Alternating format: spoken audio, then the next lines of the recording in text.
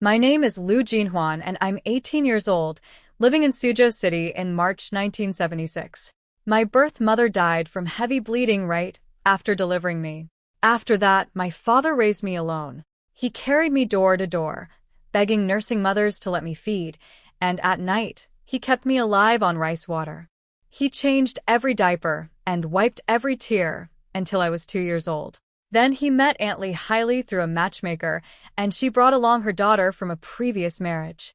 That girl's original name was Xiaoyan, but the moment she entered our family, she asked to change her surname to Lu and renamed herself Lu Jinyun, copying the style of my own name. My father was so touched by this gesture that from then on, whatever he bought for me, he always got a second one for her too. But Jinyun was a master of pretending. Whenever my father and Aunt Lee left for work, she'd boss me around like a little servant, pinching me and hitting me in secret. Every time I tried to tell on her, she'd flip the story and say I was the naughty, ungrateful one. For the first couple of years, my father still took my side. After all, I was his real daughter. But 13 years ago, Aunt Lee gave him a son, and after that, his heart slowly shifted away from me. Today, my father sat me down and told me he wanted me to travel to Beijing with him and Aunt Lee to visit Jinyun. She had married into a powerful military family called the He family 2 years ago, after meeting their younger son, He Xiangbei, during a performance tour. She got pregnant, but something went wrong a month ago. She gave birth prematurely to a sickly baby girl and damaged her own health so badly that doctors said she couldn't conceive again for 3 to 5 years. The He family was furious. Jinyun got scared her in-laws would force a divorce, so she came up with a plan: offer me as a bride to the eldest son, He Tsongnan, to win back her in-laws' favor and protect her own position. The catch? He Tsongnan had been diagnosed with a condition that meant he could never father children. He was a military officer, at least 27 years old, 9 years older than me, and sterile. My father and Aunt Lee tried to convince me it was better than the alternative. Without a job, I'd be sent to the countryside for hard labor. Aunt Lee reminded me that a girl from my father's factory had disappeared one night during her assignment up north. The message was clear: marry this man, or face something worse. I could see through all of it. Aunt Lee had always wanted me gone. My father had been swayed by years of her whispers. And Jinyun? She only ever looked out for herself. The reason they wanted me to marry into the He family wasn't love or concern. It was so they could use me as their connection to a powerful Beijing family. But I also knew that if I refused, Aunt Lee would just sell me off to whoever offered the highest bride price. So I agreed on 2 conditions. First, I want 500 yuan as my dowry money. Second, give me back everything my mother left for me. My father nodded without argument. After we finished talking, I went back to my room and looked around at the place I'd lived in for all 18 years of my life. Even though I'd made my decision, I was still afraid. What if something happened to a husband who was already unable to have children? I'd be a childless widow, with no standing in his family and nowhere to turn. But staying here wasn't really an option either. So I swallowed my fear and started preparing to leave. I was sitting in my room, worrying about my future as a childless wife, when a strange voice suddenly rang inside my head. Ding. Congratulations, host. You have been chosen by the universe's most incredible system. Please select accept or accept. I nearly collapsed from fright. My legs went weak and my face turned white. I thought it was a ghost. But the voice quickly explained itself. It called itself the Good Luck Fertility System, number 9527, a member of something called the Space-Time Administration. It told me it had already bonded with 10,085 hosts before me. Its purpose was simple: help me navigate family rivalries and schemes, and most importantly, help me have children, even if my future husband was completely sterile. My fear turned into excitement the moment I heard that. The He family cared more about heirs than anything else, and Jinyun couldn't give them children for years. If I married in and started having babies one after another, I could finally get revenge on her. Maybe even make her feel what it was like to be treated like a servant for once. I agreed to bind with the system immediately. It gave me a starter gift of 10 points and then issued my first task: find a man, marry him, and consummate the marriage. Reward: 20 more points. I asked the system not to call me host. It felt weird. I told it to call me Xiaohuan instead. It asked me to give it a cute nickname too, since its last host had called it Supreme Overlord, and it really didn't like that. I laughed and named it Jujiu, after a little rabbit I'd kept as a child. Jinian had killed that rabbit and eaten it, but I never forgot its name. After we chatted a bit more, a huge glowing screen appeared in my mind, a shop full of magical pills. There were pills for twins, pills for triplets, pills that guaranteed a boy or a girl, pills that made babies smarter, pills for beautiful skin, pills that made your body smell like flowers, pills for talent in music and art, and all kinds of other things. Some were grayed out and locked. I wanted everything, but my balance showed only 10 points. I asked Juju if I could buy on credit. It said no, but suggested I buy the body-shaping pill to grow taller and attract a husband faster. I turned that down. I hadn't grown since I was 15, and if I suddenly got taller, my father would notice something was wrong. At 162 centimeters, I was already taller than both my best friends, so I was fine with my height. After thinking carefully, I picked 3 pills that cost exactly 10 points: a fragrant body pill, a breast enhancement pill, and a bone structure pill to refine my facial features. I know I was already pretty, but what girl would say no to becoming even more beautiful? I clicked purchase, and 3 tiny golden pills appeared in my hand, each the size of a soybean and smelling of herbs. I popped all 3 into my mouth, and they dissolved instantly on my tongue without even needing water. A minute later, a delicate orchid fragrance began drifting from my skin, soft and elegant, like morning dew on wild orchids. It seemed to seep from deep inside my bones. Then I felt changes in my chest. I rushed to lock the door and pull the curtain shut, then lifted my undershirt and stared in shock. What had been modest and slightly droopy was now full and perfectly lifted. I reached in and couldn't even fit one in my hand anymore. Jujo told me to go look in a mirror. I grabbed the small round mirror from my desk and almost dropped it. The girl staring back at me had flawless porcelain skin without a single visible pore, glowing and smooth as cream. My features had become perfectly sculpted. My big eyes were clear and bright with a gentle upward sweep at the corners, carrying a lazy, effortless charm. My eyebrows looked softer and more natural. Before, I had a hint of natural allure. Now, I was something else entirely, an innocent beauty with an irresistible magnetism woven right into my bones. After seeing what those pills could do, I made up my mind. I was going to complete every task the system gave me and climb to the top. My first task was simple: find a husband, marry him, and consummate the marriage. That would earn me 20 points. With those points, I planned to buy the talent pill, so I'd have a real skill to fall back on if life in my husband's family ever fell apart. Thinking about talents made me a little sad. When I was small, Aunt Lee enrolled Jinhyun in dance classes. I begged to go too, but Aunt Lee smiled sweetly and said the training was too harsh. She was protecting me by saying no. My father didn't want to fight with his wife, so he signed me up for singing lessons instead. But I had no gift for singing. I wasn't terrible, just not special. After a while, Aunt Lee said I wasn't cut out for it and pulled me out of that too. But all of that was behind me now. From here on, I was going to build a good life with my own hands. I bounced around my room happily, packing my things. First came my secret savings, every bit of pocket money my father had given me over the years, carefully saved up to 85 yuan and 50 cents. Then my clothes and face cream, which had cost me real pain every time I bought them. I was taking everything. Meanwhile, in another room, my father was negotiating with Aunt Lee. He told her he wanted to give me 800 yuan as a dowry, plus a box of jewelry my birth mother had left for me. Aunt Lee immediately pushed back. She said 800 was too much and that they needed to save money for their son, Lu Jinan. They argued back and forth until they settled on 600 yuan plus some grain and cloth ration tickets. Aunt Lee also tried to keep my mother's jewelry box, claiming that if anyone saw those old pieces it could cause trouble. But my father told her my grandmother had shown me what was inside before she died, so I knew exactly what should be in there. If they didn't hand it over, I might refuse to go. That shut Aunt Lee up. She figured the jewelry couldn't be worn openly anyway, so it was basically scrap metal to her. She let it go, for her son's sake.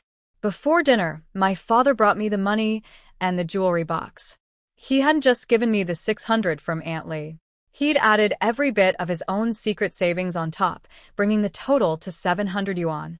I looked at that stack of bills, some large, some small, all uneven, and my heart ached. My father really did love me. Even with a stepmother in the house, he had never let me go hungry or go without. Whatever other girls had, he made sure I had too. "Thank you, Dad," I said quietly. He patted my shoulder and told me to put everything away safely. Then he sat me down to tell me about the He family. "Don't be nervous," he said. "I'm not even sure they'll accept you. From your sister's letters, it's clear they don't think much of her." He explained that the He family patriarch was an old revolutionary hero who had earned his honors fighting on the battlefield. The family matriarch came from a wealthy capitalist family that had donated planes and cannons during the War for Independence. They were recognized at the highest levels. The old grandfather originally had 4 sons, but 3 of them died in the wars.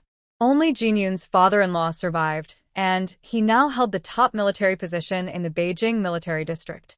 He traveled with armed guards wherever he went. His wife's family was equally powerful in the capital. They had raised 2 sons and 1 daughter. The eldest son was He Tsongnan, the man Jinyun wanted to set me up with. He was an Air Force officer, a top-level fighter pilot. He was 29 years old and held the rank of full regimental commander. My eyes lit up when I heard that. A fighter pilot. That sounded amazing.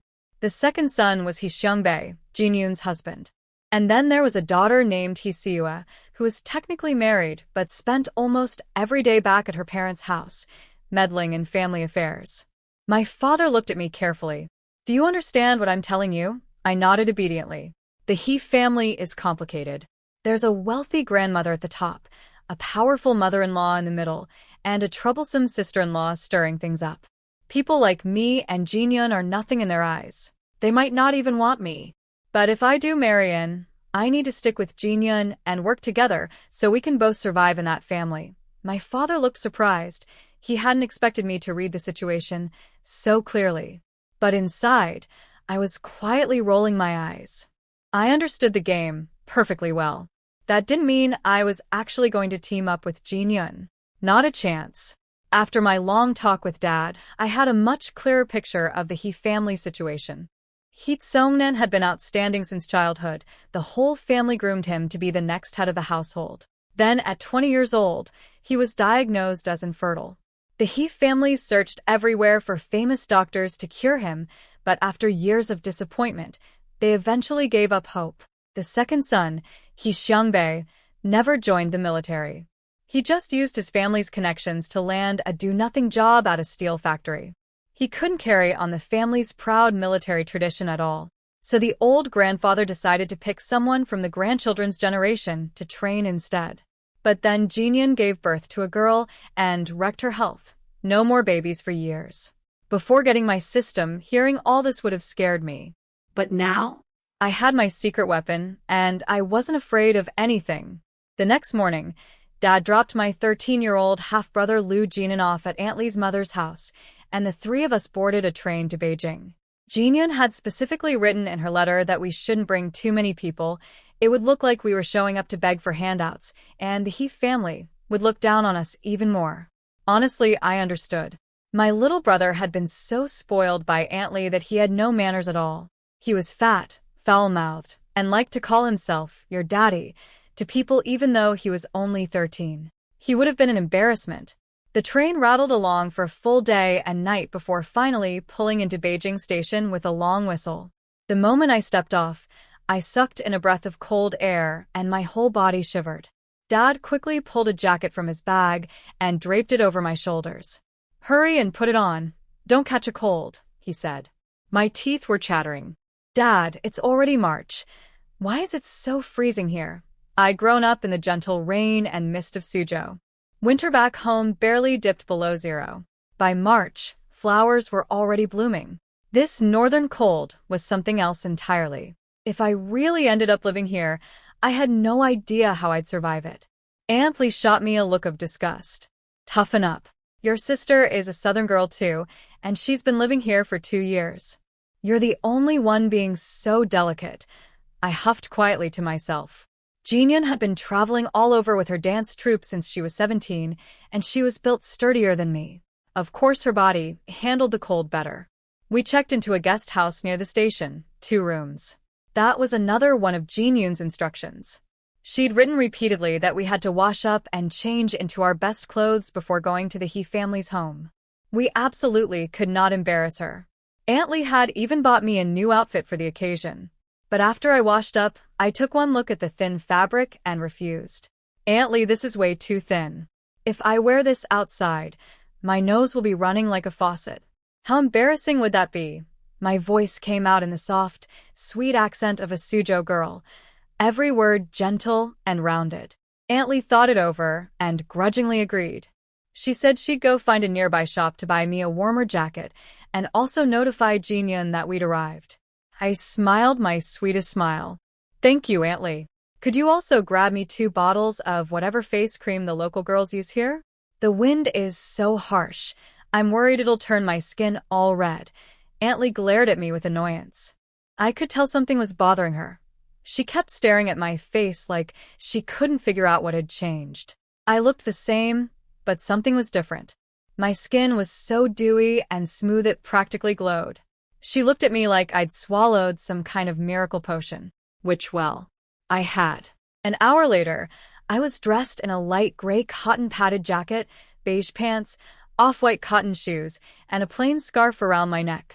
Not a single bright color on me, but my big eyes were lively and pretty above that scarf, and every little movement I made carried the soft, gentle grace of a girl from the South. Aunt Lee seemed satisfied with how I looked. Jinhyun had written in a private letter to her mother that the eldest He son was proud and hard to impress.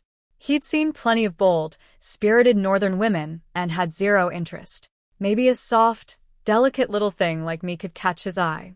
And if that didn't work, they'd have to resort to a dirtier trick. Dad was nervous, too. 2 years ago, at Jinhyun's wedding, the He family had been polite to his face. Perfect smiles, perfect manners. But their eyes had been full of coldness and distance. He could feel it. They looked down on us completely. And now here he was, barely 2 years later, shamelessly bringing another daughter to offer up. They were probably going to despise us even more. But he thought about his unremarkable son back home and swallowed his pride. He didn't want his boy to grow up ordinary, just taking over his factory job and living a small life. He wanted the Liu family name to reach Beijing. He wanted his descendants to become important people. So there we were, Dad and Aunt Lee each hiding their own selfish motives, walking me toward the military compound. I was looking around at everything with wide, curious eyes when I spotted 2 men standing at the gate. One of them was at least 6 feet tall, with broad shoulders and a ramrod straight back. His face was all sharp angles and hard lines, his eyes deep black and piercing. There was a roughness to him, a northern toughness that radiated an almost suffocating pressure. The other man was a little shorter and looked about 50% similar to the first one. He stood there lazily, slouching with his hands in his pockets, his expression arrogant and bored, like he'd rather be anywhere else. Neither man said a word. It was Dad and Aunt Lee who hurried forward with flattering smiles, pulling me along while I was still trying to process everything. Oh my, 2 years and our son-in-law looks even more handsome, Aunt Lee gushed. She secretly yanked my arm hard, telling me to greet them. The tall man hadn't stopped staring at me since we walked up, and his intense gaze made my whole body tense. But Juju popped up with a little reminder, so I forced out a textbook smile, exactly 8 teeth showing. Hello, Commander He. Hello, brother-in-law. My voice came out feather-soft, gentle and sweet. And though I didn't know it at the time, those quiet words landed on He Seongnan's heart like a scratch he couldn't ignore.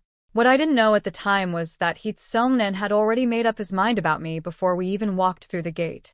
He later told me he'd never seen a girl so soft and delicate. My skin was pale and glowing, and my big eyes were clear like a little deer's, nervous and flustered, but completely honest. He said what struck him most was that my gaze had no greed in it, no scheming, just pure nervousness. That was something he'd never encountered before. When his mother first told him that Jinhyun wanted to introduce her younger sister, he refused without a second thought. Over the years, he'd given up on marriage entirely. The women from families of equal status would hear about his condition, pretend to care for a moment, then mock him behind his back. The women from ordinary families didn't care about his infertility, but they were all about calculation. They'd show up demanding thousands in bride price, multiple job placements for relatives, and even expect him to fund their brothers' weddings and children. One woman disgusted him so much he nearly threw up. After a few of those experiences, he developed a reflex against the whole idea. And knowing what kind of person Jinhyun was, a social climber who'd thrown herself at his brother for status, he figured her sister couldn't be any better. But seeing me in person changed his mind. He admitted he'd been narrow-minded. After all, he was outstanding, and his own brother turned out to be useless. Siblings could be completely different people. He was actually grateful he'd come to the gate to greet us out of family courtesy. Otherwise, he would have missed me entirely. We arrived at the He family home, a large 2-story house inside the military compound. The living room was enormous, with polished red wooden floors and matching furniture sets. I sat stiffly on the sofa, keeping my head down, not daring to look around. But I could feel at least 4 pairs of eyes studying me from every angle. Jinhyun's mother-in-law, Madame Jeongyun, sat in the main seat sipping tea with effortless elegance. Her voice was warm but measured. "How old are you?" 18. "Did you finish high school?" "I just graduated." She smiled slightly and glanced at her eldest son, only to catch him staring at me with burning intensity. The corner of her mouth twitched. I could almost hear her thinking, "Son, could you please be a little less obvious?" Then she cleared her throat and suggested that my father and Aunt Lee go upstairs to see Jinhyun and the baby. Jinhyun was still recovering and couldn't come downstairs. That's when the He family daughter, Hee-seua, let out a scornful little snort. Right, ever since Jinhyun got pregnant, she's been afraid to even walk properly. "Your daughter is incredibly delicate. Go check on her quick. If you make her wait too long, she'll start complaining about aching everywhere again." It was such a rude thing for a younger family member to say in front of guests. Madame Jeong only called her daughter's name once, half-heartedly, and said nothing more. My father's face went red with embarrassment. Aunt Lee's fingers were trembling with anger. If Hee-seua talked this way while Jinhyun's family was right here in the room, what did she say when we weren't around? Aunt Lee's daughter must have been bullied terribly. Hee Seongbei reluctantly led Dad and Aunt Lee upstairs. I started to follow, but Madame Jeong stopped me. "Jinhwan, wait a moment. I'd like to chat with you a little more." I obediently sat back down. Now there were only 4 of us in the living room. Madame Jeong, Hee-seong-nan, Hee-seua, and me. The silence was awkward. Madame Jeong broke it by asking me to take off my scarf so she could see my face properly. I did as I was told, revealing my whole face. Hee-seua's eyes narrowed. "Huh. You don't look anything like Jinhyun. Aren't you 2 real sisters?" I blinked in confusion. Jinhyun and I had no blood relation at all. Of course we looked nothing alike. Had Jinhyun told them we were biological sisters? My mother only ever had me. She certainly never produced someone like Jinhyun, sweet to your face and rotten behind your back. Madame Jeong caught my confused expression and raised an eyebrow. "You're not your stepmother's child? That makes sense. You don't look like your sister, your father, or your stepmother. If I didn't know better, I'd never guess you were from the same family." I had no idea what to say. I could feel she was testing me, trying to dig out information. My palms were sweating, and I was screaming for help in my head. Jujo, I need help. You said you'd help me with family battles. What do I say? If I mess up, Aunt Lee will kill me." Jujo popped up right away. "Easy, just tell her you probably look like your grandmother. They don't know who your grandmother is anyway." "Great idea." I put on my sweetest smile. "I think I look like my grandmother. She loved me the most." Madame Jeong nodded, though I couldn't tell if she believed me or not. Then she told Hee-seong-nan to go reserve a table at a restaurant for dinner. The grandparents were out visiting old friends and wouldn't be home tonight. The commander might work late. She herself had no appetite. She told He Xiangbei to take Dad and Aunt Li to the restaurant, and the brothers could host them on behalf of the He family. She looked over at me. I'd been quietly playing with my fingers with my head down and said, "Jinhuan, you go wait at the restaurant too. Your parents will probably want some private time to talk with your sister. It'll be a while." I secretly let out a huge breath of relief. Madame Zhang's presence was so overwhelming that sitting near her felt suffocating. He Tsongnan didn't refuse. He looked at me with obvious interest, the kind of look that said I'd gotten under his skin, and said, "Let's go then." Madame Jiang kept her face perfectly calm, but inside, she was screaming with joy. Her eldest son was finally not rejecting a woman. For 9 years since his diagnosis, she'd worried herself sick over him. She'd spent a full year just accepting that he couldn't have children. She'd figured at least he could marry a decent girl, and his younger brother could have extra kids, and they'd adopt one over to give He Tsongnan a complete family. But instead, over the past 4 years especially, her son hadn't let a single woman near him, not even a female mosquito. She was terrified he'd grow old completely alone. Now, she didn't care what motives the Liu family had. As long as her son was interested, the He family could toss them some benefits and call it done. The Liu family lived far away in the south. It would be a one-time payment, not an endless strain. That was actually the main reason she'd agreed to Jinyan's proposal in the first place. The moment I stepped out of the He family's house, my whole body relaxed. That place had been suffocating. He Tsongnan walked ahead of me with his long legs, and within a minute there was already a huge gap between us. When he finally turned around to check, I was chasing after him with everything I had, arms stiff at my sides, back straight, my short legs moving as fast as they could. I must have looked ridiculous, like a clumsy little bear cub. "If you can't keep up, why don't you just say something?" he called back. "The air is too cold," I panted. "If I open my mouth to shout, my chest hurts." "Don't worry about me, leader. I'm actually a fast runner. Think of it as exercise." He raised his hand like he was about to pat my back, then stopped himself and let it drop. "I'm not your commanding officer. Don't call me leader. Pick something else." I tilted my head up and blinked at him. "Commander He? Really, I should have been calling him Big Brother like Jinyan did, but the gap between our families was so enormous that calling him that felt like I was trying too hard to be familiar. Before coming to Beijing, I'd felt confident because I had Juzhou backing me up. But after actually seeing the He family's world, their huge house, their powerful presence, the way they carried themselves, I wasn't so sure anymore. If I married into this family, I'd actually be worse off than Jinyan. On top of dealing with the intimidating elders and that sharp-tongued sister Hsiua, I'd also have to face Jinyan every single day. And my husband would be a complete stranger. How was I supposed to survive? He'd sewn and looked down at me and watched my face cycle through about 5 different emotions: worry, helplessness, anxiety, like a movie reel. He seemed entertained.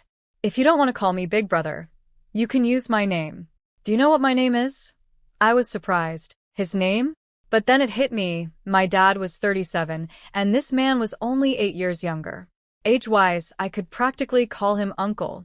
He read my thoughts instantly. My face hid nothing. "If you dare call me uncle, I'll leave you right here in the cold." I touched my nose guiltily and said in my sweetest voice, "Big Brother He'd been called Big Brother by plenty of people in his 29 years, but he told me later that nobody had ever made it sound so soft and sweet.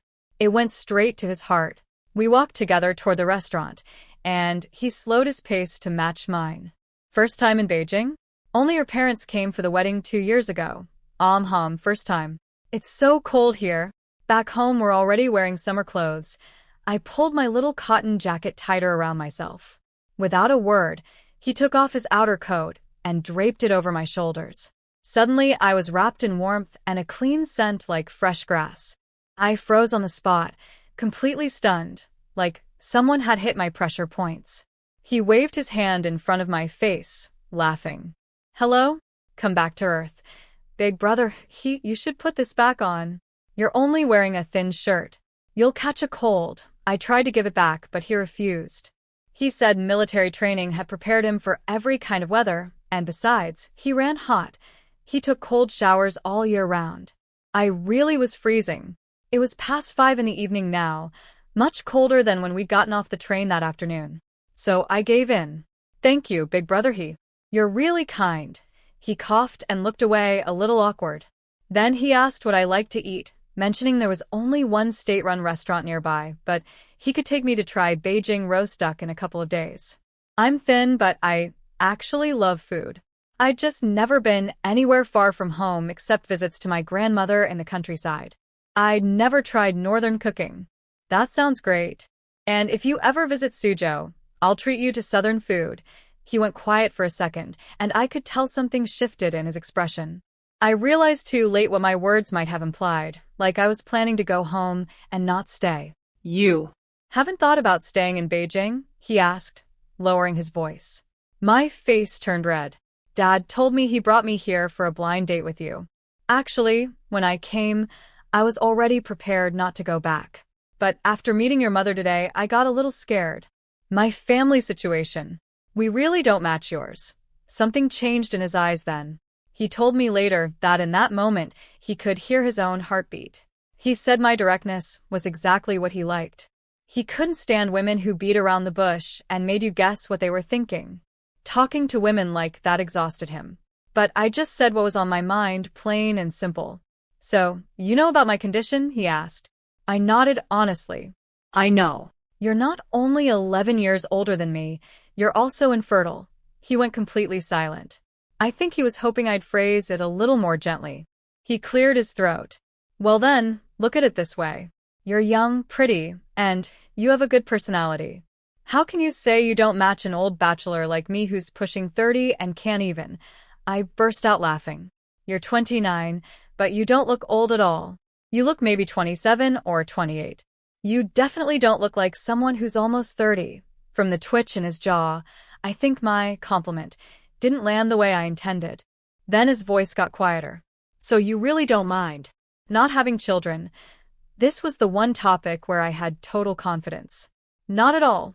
Dad said you have weak. Nothing is ever completely hopeless, right? Things aren't always so absolute. Oh no.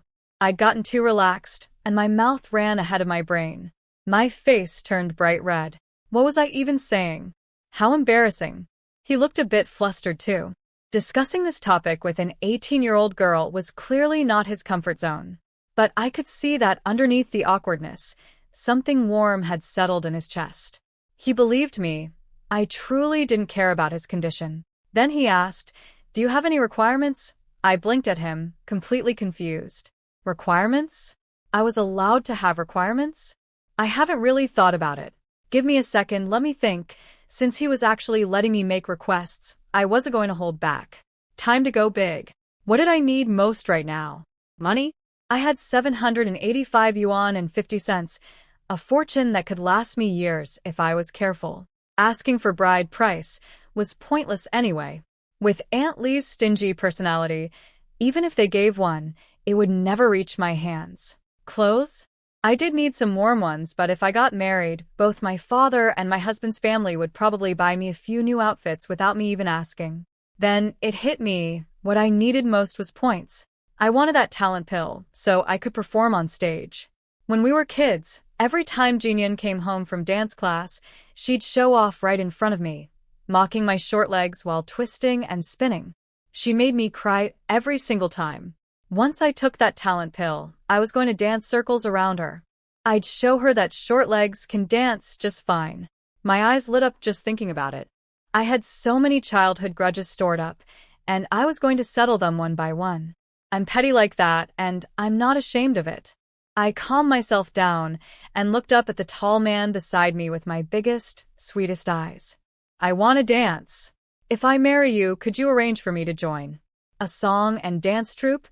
I figured I'd need to focus on having babies right after the wedding, but at least I could secure the spot first and start working after giving birth.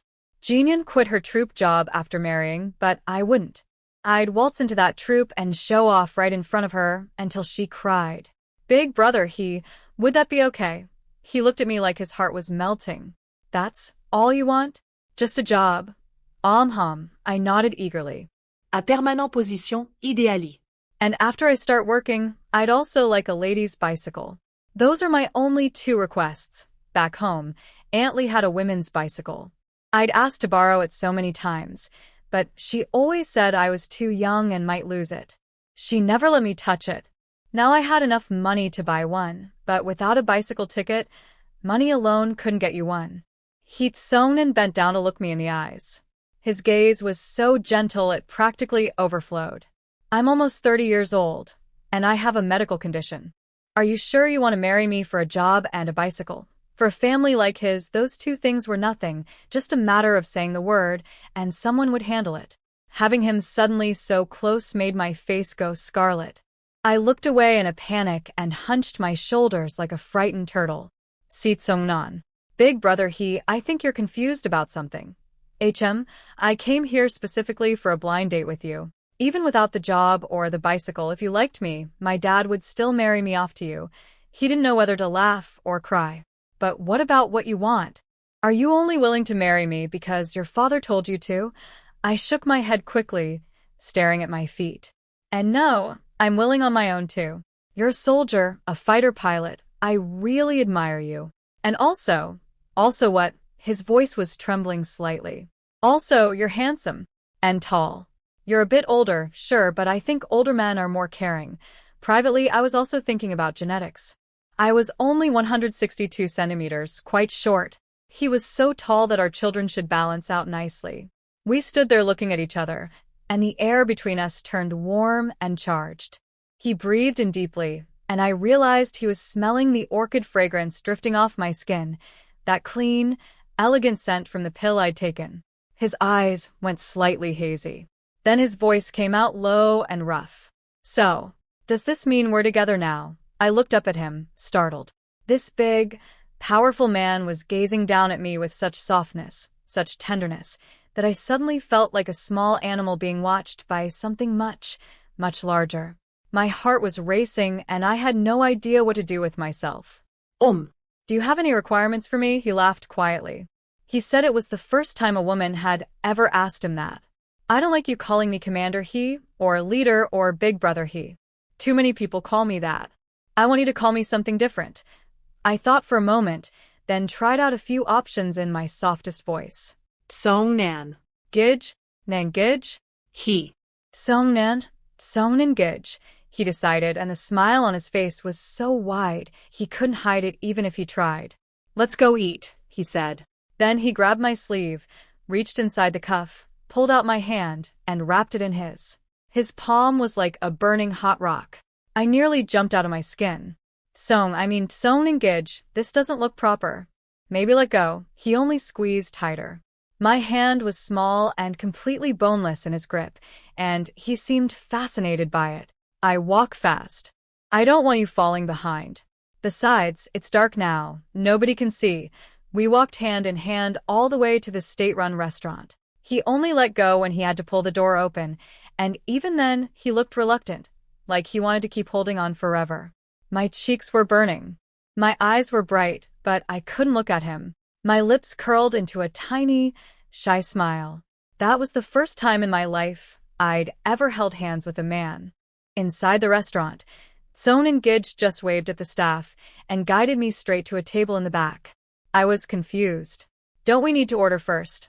Back home, whenever Dad took me to a restaurant, we always ordered at the counter and then carried our own food. Was Beijing different? No need. I come here all the time. They know what I eat. We just sit down and they take care of it. After we walked past, I heard the restaurant workers buzzing behind us. Was that Commander He's little sister? Sister? Since when does the He family daughter eat here with him? That's obviously his girlfriend. Didn't you see her wearing his coat? His girlfriend? Come on. That girl doesn't even look old enough to be an adult. If you told me she was his daughter, I'd believe it. Seong and Gij and I had barely sat down in the private dining room when Xiangbei walked in with my father and Aunt Lee. Dad looked worried, and Aunt Lee's face was an ugly shade of green. I found out later what had happened upstairs. Aunt Lee had been shocked when she saw Jinyun. Her daughter was swollen all over, with dark circles under her eyes, dry yellow hair, and brown spots covering her face. She looked nothing like the pretty, bright girl who'd once stood out from hundreds of applicants to join the Suzhou dance troupe. If Jinyun had at least given birth to a healthy boy, all the suffering might have been worth it. But the baby was a tiny, dark, skinny girl who didn't even weigh 10 pounds at a full month old. She cried like a kitten and choked every time she tried to nurse, her little face turning red from the effort. The He family clearly didn't care much. There was a housekeeper in the home, but Madame Jiang said the housekeeper was assigned to look after the two elderly grandparents. Aunt Li was furious. The old couple could walk and go out just fine on their own. They even took the housekeeper with them when they left the house. It was obvious they didn't value Jinyun and resented her for not producing a grandson. Aunt Li was boiling with anger and heartbreak, but she knew better than to take it out on anyone from the He family. So, naturally, she turned on me. Xiaohuan, your sister was so good to you when you were little. After talking with the family elders, you didn't even think to go upstairs and check on her? How can you be so thoughtless? You just came straight to the restaurant without a word? Were you a starving ghost in your past life? Before I could even open my mouth, Song Ningij's face went dark. I brought her here. If you have a problem, take it up with me. Why are you yelling at her? Aunt Li froze. She clearly hadn't expected me to win over the eldest He son this quickly. I could practically see the gears turning behind her eyes. Surprise, then a flash of contempt, then calculation. She'd actually come prepared with a backup plan. She had a drug hidden in her pocket, something she'd bought on the black market. The seller told her it could make even an impotent man act like a raging bull. She'd been planning to slip it into the food tonight to force things along between me and Song Ningij. That way I'd have no choice but to marry into the He family. Her real goal was never my happiness. She wanted me here as a shield for Jinyun. With a new daughter-in-law in the house, the mother-in-law and Hsiua would have a fresh target. Jinyun could hide behind me while I took all the abuse. After all, I had a soft personality. I'd just swallow the mistreatment and never fight back. That was Aunt Li's thinking. But since I'd apparently handled things on my own, she didn't need the drug anymore. She softened her tone. I wasn't yelling at her. I couldn't hold it in anymore. Aunt Li, before we got on the train, you made me promise over and over to be obedient. This whole trip, I did everything you told me to do. I thought I was doing well, but you still find something to criticize. I'm a person, not a cat or a dog that you pet when you're happy and kick when you're not. I'm 18 years old. I have dignity too. All those years of being treated like an outsider in my own home came rushing to the surface. Aunt Li was always sweet and gentle in front of my father, but the second he turned his back, she never once gave me a warm look. She never starved me, but the cold shoulder, the way she made me feel like I didn't belong in the Liu family, that hurt worse than hunger. My nose stung, and tears started falling before I could stop them. Song Ningij's expression turned ice-cold the moment he saw me cry. His eyes cut toward Aunt Li like a winter blade. He Xiangbei also frowned. Only? Didn't Jinyun tell us they were real sisters? What's actually going on with your family? When he'd registered his marriage with Jinyun, he checked her household registration. It listed her as a daughter of the Liu family. He'd never suspected she wasn't a biological child. But now it clicked. He'd always thought it was strange that Jinyun would offer her own sister to a man who couldn't have children. That was basically condemning her sister to a life without descendants. But if they weren't blood sisters, it all made sense. Aunt Li pinched her own leg in frustration. She'd been so excited about seeing Jinyun and the baby that she forgot to remind me to call her Mom. Instead of Aunt Li, she quickly put on her best performance. Well, Xiaohuan and Xiaoyan aren't biological sisters, that's true. Xiaohuan's birth mother died during delivery, and Xiaoyun's birth father died on duty. My husband and I were introduced and formed a new family together. Xiaoyan was so thoughtful. She was afraid of gossip, so she changed her surname to Liu on her own and treated my husband like her real father. We've lived like one family all these years. It's just that Xiaohuan is a bit stubborn. After all this time together, she still won't call me Mom. That was classic Aunt Li, praising her own daughter while making me look cold and ungrateful, all in the same breath. Back home, whenever she pulled this routine, my father would comfort her and tell her not to argue with a child. He'd say I looked soft on the outside but was actually the most stubborn person alive, which basically meant he agreed with her. But Song and Gij and Hee Seung-bae had grown up in a high-ranking military family. They'd spent their whole lives around powerful people who played word games at gatherings, praising one child while subtly putting down another. They saw right through Aunt Lee instantly. Song and Gij let out a cold, contemptuous laugh. Jinyun won't even acknowledge her own birth father's family name. She's certainly loyal. I wonder how shameful her real father must have been, that she didn't even have the courage to keep a surname. Then he grabbed his coat from the back of the chair, took my hand, and pulled me toward the door. You all eat. I'm taking Xiaohuan back to the guest house. Hee Seung-bae watched us leave with wide eyes. His big brother was known for being perfectly composed and impeccably polite at all times, the model eldest son that every elder praised. This was the first time he'd ever seen Song and Gij openly disrespect someone like that. His delicate little sister-in-law had clearly done something remarkable. One evening, and she'd already captured Song and Gij completely. The moment she shed a couple of tears, his brother couldn't stand it.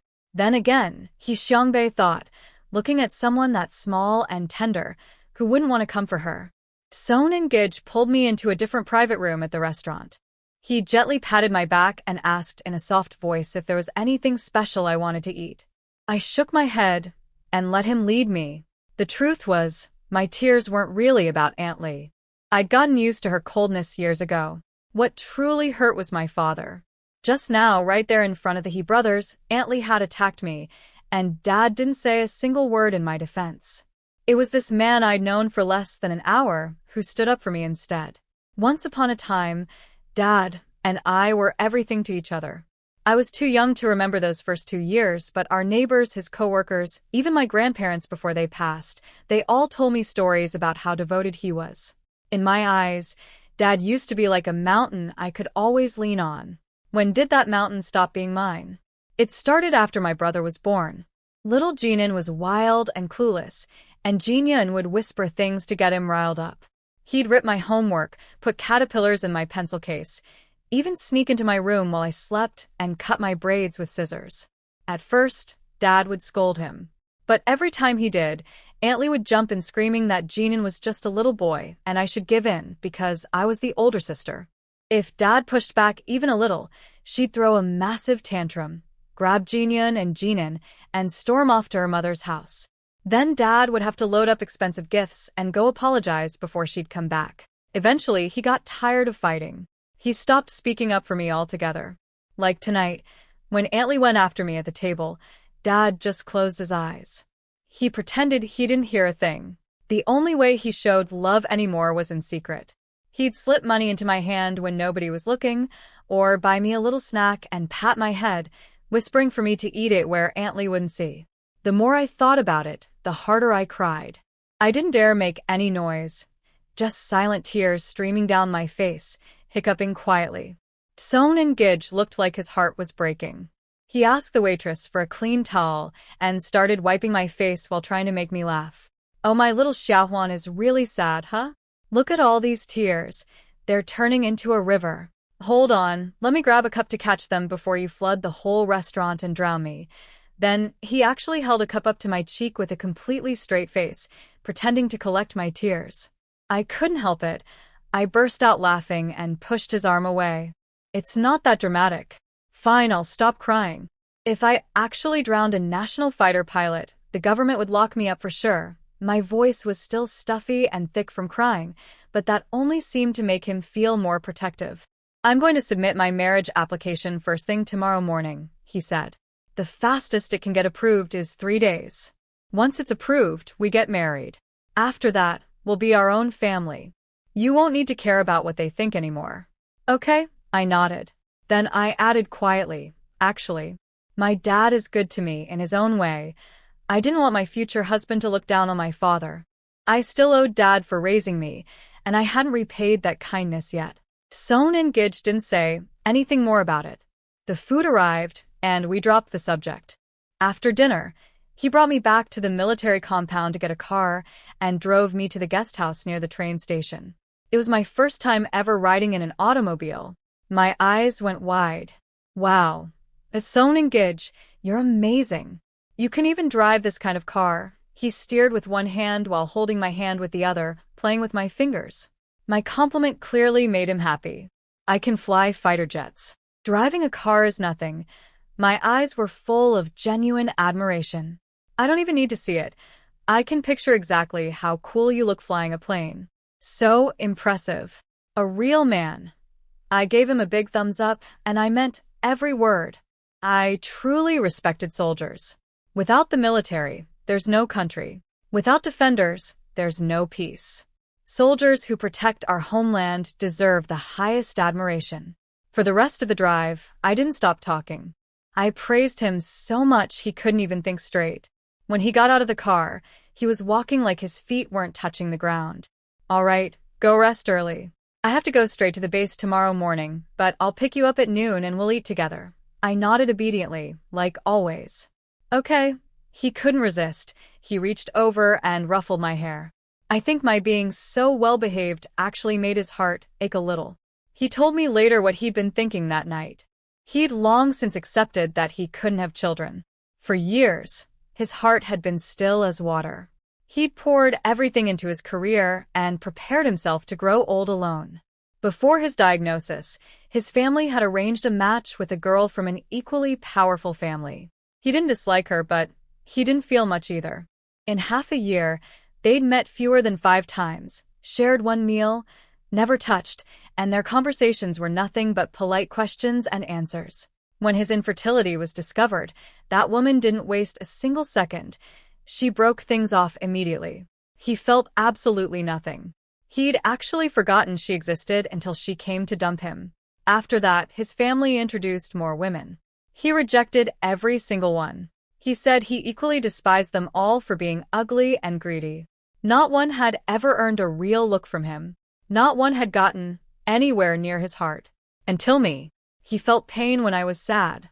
He felt proud when I looked at him with admiration. He thought maybe this was what liking someone felt like. And Song Engage was the kind of man who, once he decided he wanted something, went after it immediately. He would never let himself regret doing nothing. He drove home carrying his coat that still smelled like my orchid fragrance. He expected his parents to be asleep, but when he walked through the door, both of them were sitting on the sofa waiting for him. "Song-nan, come sit," his father said. Commander He Qianlin had come home from work to find his wife buzzing with excitement about what had happened that evening. He was so curious he knew he wouldn't be able to sleep until he heard the full story. Song Engage sat across from his parents with a look that said, "Ask me anything. Your mother tells me something's going on between you and your brother's sister-in-law. Not just something. We've confirmed our relationship. I'm submitting the marriage application first thing tomorrow. Dad, I need you to call Uncle Wang and ask him to approve it quickly." Since Song Engage was in the Air Force and his father commanded the army, they were in different branches. But Commander, he had a close bond with the Air Force commander, Wang Taijun. They were brothers who'd survived the same trenches together. His father was stunned. "This fast?" "Yes. The Liu family's travel papers probably only last a few more days. I want to get the marriage certificate and hold the wedding before Xiaohuan's father has to leave, so he can be there. I'll need you and Mom to help arrange things. We can keep it simple. There's not much time." That night, back at the He family home, Song Engage's parents were waiting up for him on the sofa. His father, Commander He Qianlin, had heard the whole story from Madame Jiang and was too curious to sleep. When Song Engage confirmed we'd already become a couple and that he wanted to submit his marriage application first thing in the morning, his father was shocked at the speed. Madame Jiang slapped her husband's thigh in excitement. "I knew it! Jinyan has a big round face, single eyelids, and thick lips. She looks exactly like her mother. She doesn't resemble Liu Zhao at all. But Jinhuan has a small face, big double-lidded eyes, and a tiny mouth. She doesn't look like either parent. When I asked her today, she said she looks like her grandmother." I knew right away she was making that up. Song Engage smiled when he thought of me. Maybe she really does look like her birth mother's side of the family. "That's not exactly a lie," Madame Jiang scoffed. "Oh, listen to you. You haven't even married her yet, and you're already defending her? They say a man forgets his mother once he gets a wife. You don't even have one yet, and I'm already tossed aside. Despite the teasing, both parents gave their full support. They'd honestly believed their eldest son might never marry at all. Now that he'd finally found a girl he liked, they didn't dare raise a single objection. They knew the grandparents wouldn't object either. I heard later that Seon and Gij went to bed that night hugging the coat I'd worn, the one that still carried my orchid scent. He couldn't stop breathing it in. He said the fragrance wasn't heavy or cloying, just clean and lingering, and it drove him a little crazy. He knew he couldn't walk around hugging a coat forever, so he decided he needed to marry me as fast as possible, ideally within 5 days, so he could hold the actual girl instead of sniffing her jacket like a lunatic. The next morning, my father knocked on my door at the guest house with breakfast. He'd wanted to check on me the night before, but Aunt Lee had come back in a terrible mood, slamming luggage around, so he decided not to stir up trouble. We sat together eating, and Dad asked carefully, "Did you and the eldest his son settle things?" "Yes," I said with a smile. "We confirmed our relationship. He's submitting the marriage application today. Once it's approved, we can get our certificate." Dad's face was full of guilt. "Xiaohuan, I'm sorry you have to go through this." I didn't feel sorry for myself at all.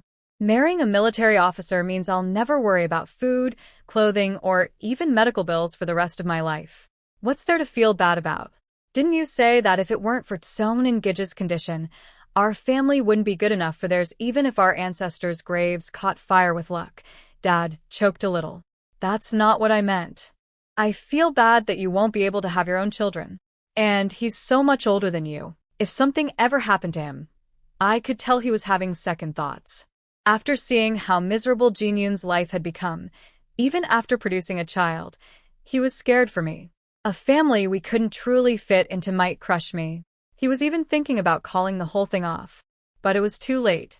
He and I had been apart for barely an hour the evening before, and Seon and Gij and I had already sealed the deal. Dad, Seon and Gij is wonderful. He's handsome, he comes from a great family, and he's accomplished on his own. Your daughter has nothing to offer except a decent face.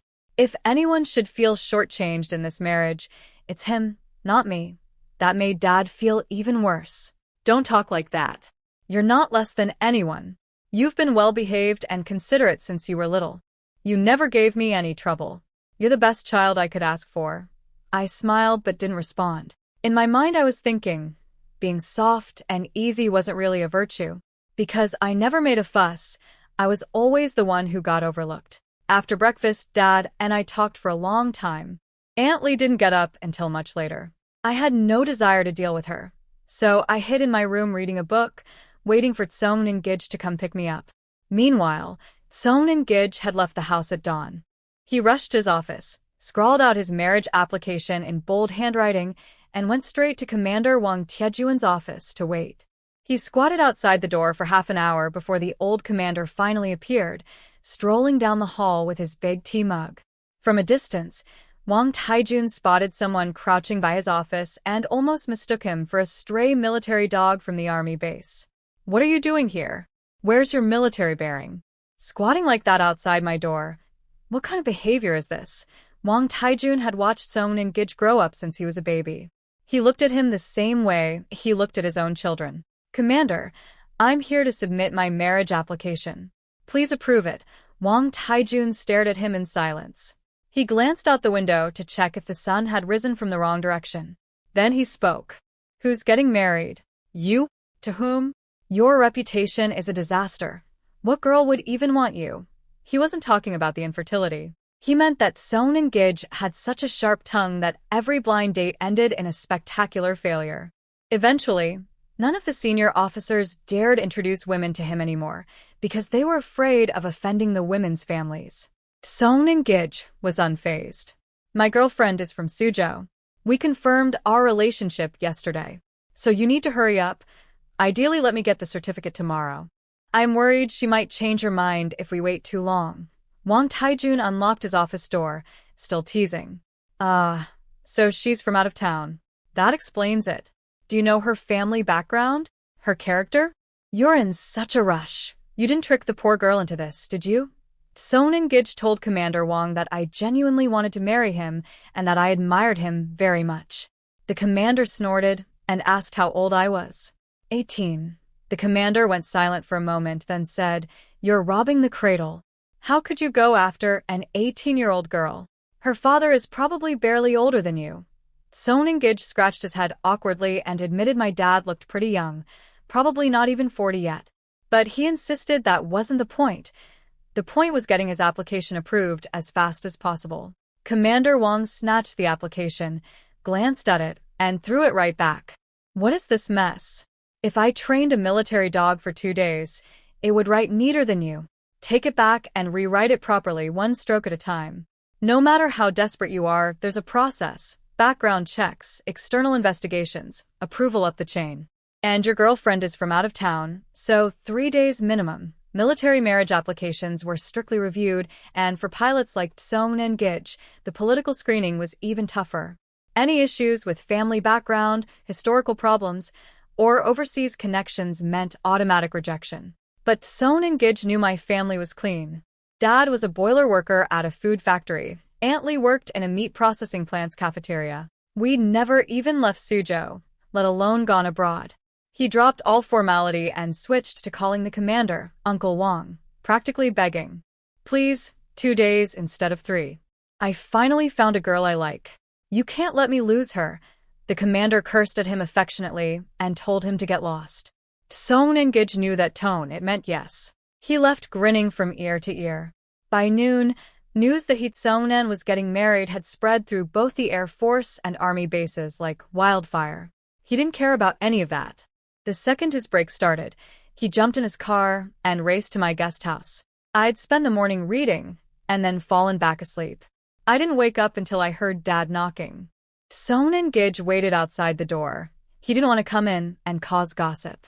When I walked out, his whole face lit up. "What did you do all morning? Did you miss me?" I sat in the passenger seat and shook my head honestly. "No, I didn't have time.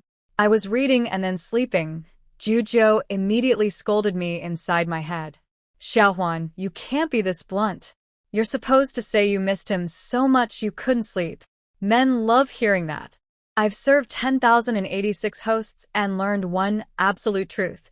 Girls who act sweet get the best lives. I trusted Juju, so I quickly corrected myself. "Wait, let me try again. I did miss you. I missed you so much I fell asleep." "No, wait. I missed you so much I couldn't fall asleep."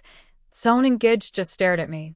I puffed out my cheeks, then couldn't help laughing at myself. Fine. The truth is I slept the whole time and only woke up when I heard knocking. He reached over and gently pressed down a tuft of hair sticking straight up from my head. "I can tell. Your hair is a complete disaster." Hee. "So, where are we going?" "Lunch first. Then I'm taking you to the state furniture store to pick out furniture. There's no time to custom order anything. I didn't think we needed new furniture. The He family home already had full matching sets. But he explained it wasn't for the living room. It was for our bedroom. His room only had a bed, a wardrobe, and a desk. He wanted to add a big standing cabinet and a vanity table for me. It felt so nice to be thought of. My heart went warm. "That works. I'd also like a bookshelf." "Sure. Let's get a new bed too while we're at it." I think he was worried his current bed was too small for 2 people, but he didn't say that part out loud. That afternoon, the He family grandparents, Grandfather He Weigua and Grandmother Huang Qiuzi, came home from visiting old friends and learned that their eldest grandson was getting married. They were surprised, not about me specifically, but that Son and Gij had actually agreed to marry anyone at all. Grandmother Huang whispered to Madame Jiang, "Didn't Xiangbei's wife say her sister is only 18? What is Son thinking?" Madame Jiang covered her mouth and laughed. "Men always like young and pretty girls. I have to admit, that little thing is truly beautiful." Even I, a middle-aged woman, couldn't stop staring at her. She wasn't worried about me causing trouble after marrying in. With her and her mother-in-law running the household, nobody else would be making decisions. As long as her son was happy and I could provide good emotional comfort, that was enough. Grandmother Huang came from a prestigious family herself and understood this logic perfectly. She smiled and agreed. With the whole family pitching in, everything came together fast. Grandfather, he pulled out his address book and started making phone calls. Grandmother Huang gave Madame Jiang 500 yuan to book a restaurant. In less than 3 days, all the wedding preparations were complete. Song and Gij also got his marriage application approved right on time. The day before, he'd asked me whether I wanted to live at the He family home after the wedding or move to a separate apartment at the Air Force Base. His rank qualified us for a 2-bedroom unit. I refused without hesitation. We absolutely had to live at the family home. I mean, if we moved out, how was I supposed to torment Jinyun? How would I get to watch her suffer up close? I'd been in Beijing for days already and still hadn't even seen her. I decided that after getting our marriage certificate, when we went to the He family home to greet the elders, I would definitely go upstairs and pay my dear sister a nice, caring visit. The certificate process was quick, less than 5 minutes. The clerk registered our names and stamped 2 bright red seals, and just like that, we were officially married. Song and Gij held the certificate and stared at it for a long time. When he saw his name printed right next to mine, his chest felt tight with emotion. He said later that in that moment, he felt like his life was finally complete. He truly believed he would spend his whole existence alone, but heaven had been kind after all and sent him someone who made his heart feel full. The only thing that bothered him slightly was our birth dates printed side by side. He was born in May 1947, and I was born in February 1958. 11 full years apart. I didn't care about any of that. My mind was on one thing only. We needed to consummate this marriage as soon as possible. Once we did, I'd complete the system's first task, earn my 20 points, and finally buy the talent pill I'd been dreaming about. The day we got our marriage certificate, the He family formally invited Dad and Aunt Lee over to discuss the wedding. Dad had no special requests about the banquet. I was his only biological daughter, and since we'd chosen this path of marrying into a family far above our station, just being able to attend my wedding was enough for him. What he really cared about was the future benefits. If Dad had no opinions, Aunt Lee certainly didn't either. I wasn't her flesh and blood. Why would she care if the wedding was grand or not? The only thing on her mind was how much bride price the He family would pay. When Jinyun married, the He family gave 660 yuan, and Aunt Lee had contributed 300 as a dowry. For my wedding, she figured double was fair. After all, her real son-in-law was a normal, healthy man, so 660 was already generous. But my husband had a defect, so in her mind, even double the amount was a loss. I didn't know exactly what she was scheming at that moment, but I knew this woman inside and out. Before we walked through the He family's door, I pulled her aside and whispered, "Aunt Lee, if you want me to actually establish myself in this family, don't make demands that will embarrass everyone. If the He family elders get annoyed with me before I even officially move in, I won't be able to help Jinyun at all." She ground her teeth. "So, I raised you for nothing?" I didn't want to argue about who actually raised me. That was pointless with someone this greedy. I just said, fine. "Go ahead and ask for whatever you want. But from that moment on, we're even. You owe me nothing, and I owe you nothing." Then I walked quickly ahead and joined Song and Gij's side. That shut her down instantly. She wanted money, but she wasn't stupid. A one-time cash grab was never as good as a long-term investment. She still had her son to think about. He was her real future. She figured she'd let it go for now. I clearly still cared about my father, so once I was settled in the He family, she could just have Dad write a few pitiful letters begging for help. We walked inside, and today every member of the He family was present. Even Jinyun had come downstairs from her double month of recovery. The second I stepped through the door, my eyes met hers. When I saw what she looked like now, my jaw nearly hit the floor. Good heavens! How could having a baby change someone this much? She looked like she'd aged at least 10 years.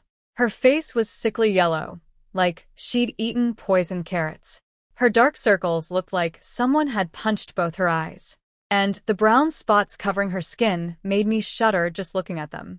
Was I going to end up like that after giving birth? Jujo popped up immediately. Of course not. With this system, you'll look even more radiant after having babies than you do now. Really? Absolutely. Once you successfully get pregnant, The system shop will unlock beauty pills, pregnancy-nourishing pills, and postpartum recovery pills. You can have as many babies as you want, even octuplets, and you'll bounce right back. I trusted Jujo completely, and hearing that promise put my heart totally at ease. Jinyan hadn't seen me in about 2.5 years. One look at me, and I could see jealousy blazing in her eyes like a bonfire. I gave her a small smile, then turned away and greeted the grandparents, sitting in the main seats. Hello, grandfather. Hello, grandmother. Hello, Uncle He. Hello, Auntie He. Grandmother Huang Qiuzi loved beautiful things, and she lit up the moment she saw me. Oh, what a lovely child. Come sit right here. I walked over obediently and sat in the seat just below hers. Commander He Qianlin was also pleased with me. My family background was low, sure, but my appearance more than made up for it. He was thinking about all those people who'd been laughing behind the He family's back. Now they could see for themselves that his son might be older and have a health issue, but he'd still married a beautiful 18-year-old bride. The two families exchanged pleasantries. Dad was stiff and nervous. Commander, he said warmly, what a wonderful coincidence. Both your daughters married both my sons. We're doubly connected now. Dad managed a tense smile. Yes, as parents, we just want the best for our children. My younger daughter has always been well-behaved and sensible. Knowing she'll be here with her sister as sisters-in-law puts my mind at ease. Then they got down to business. The He family offered 880 yuan as bride price, plus the 3 rounds and 1 sound, a sewing machine, a bicycle, and a watch, plus a radio. On top of all that, they promised to arrange a permanent job for me. Dad was very satisfied. A real job meant security. Even if something happened at Song and Gij someday, I'd be able to support myself. Aunt Lee tried to use the moment to get Jinyan a job too, ideally at a Beijing dance troupe. But the He family never gave her an opening. They kept steering the conversation to wedding details, and she couldn't squeeze a word in. She gave up, figuring that saying the wrong thing here might actually make things worse for her daughter. The wedding was set for 2 days later at the state-run restaurant near the military compound. It would be a flowing banquet, 12 tables, with all the He family's friends and connections. After the discussion wrapped up, grandfather, he invited Dad and Aunt Lee to stay for lunch. Jinyan saw that the important business was done and spoke up. Lu Jinhuan, come to my room. I need to talk to you. I was about to go, but Song and Gij grabbed my hand and stopped me. His voice turned cold. What did you just call her?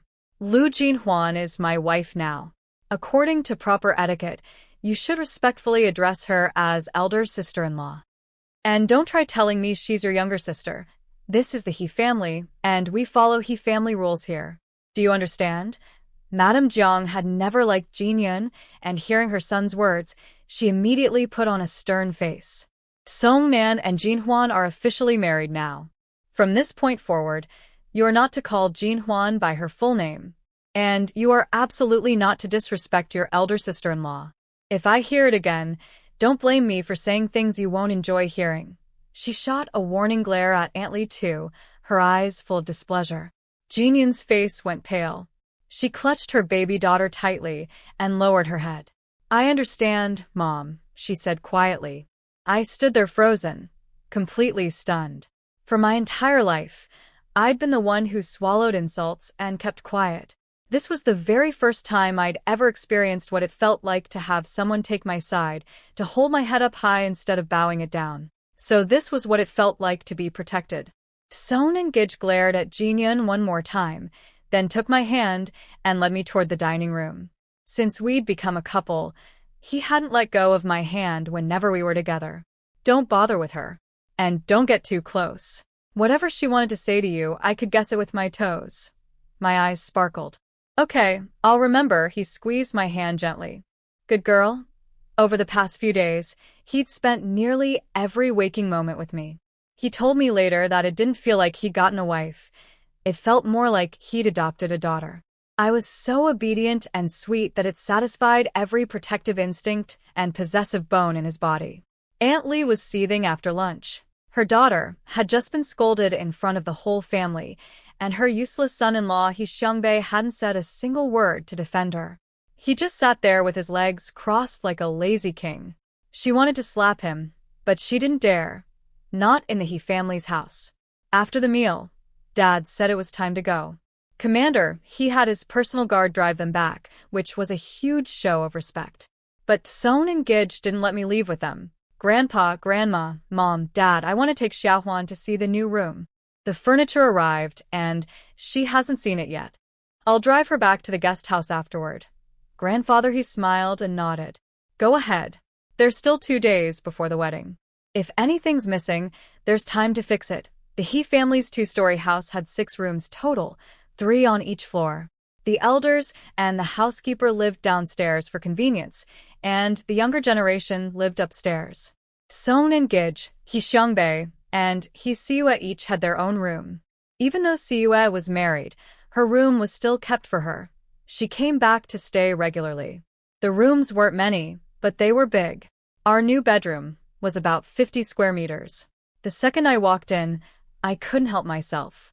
Wow, it's so huge. The room faced south with wonderful sunlight pouring in. There was even a private bathroom with running water installed.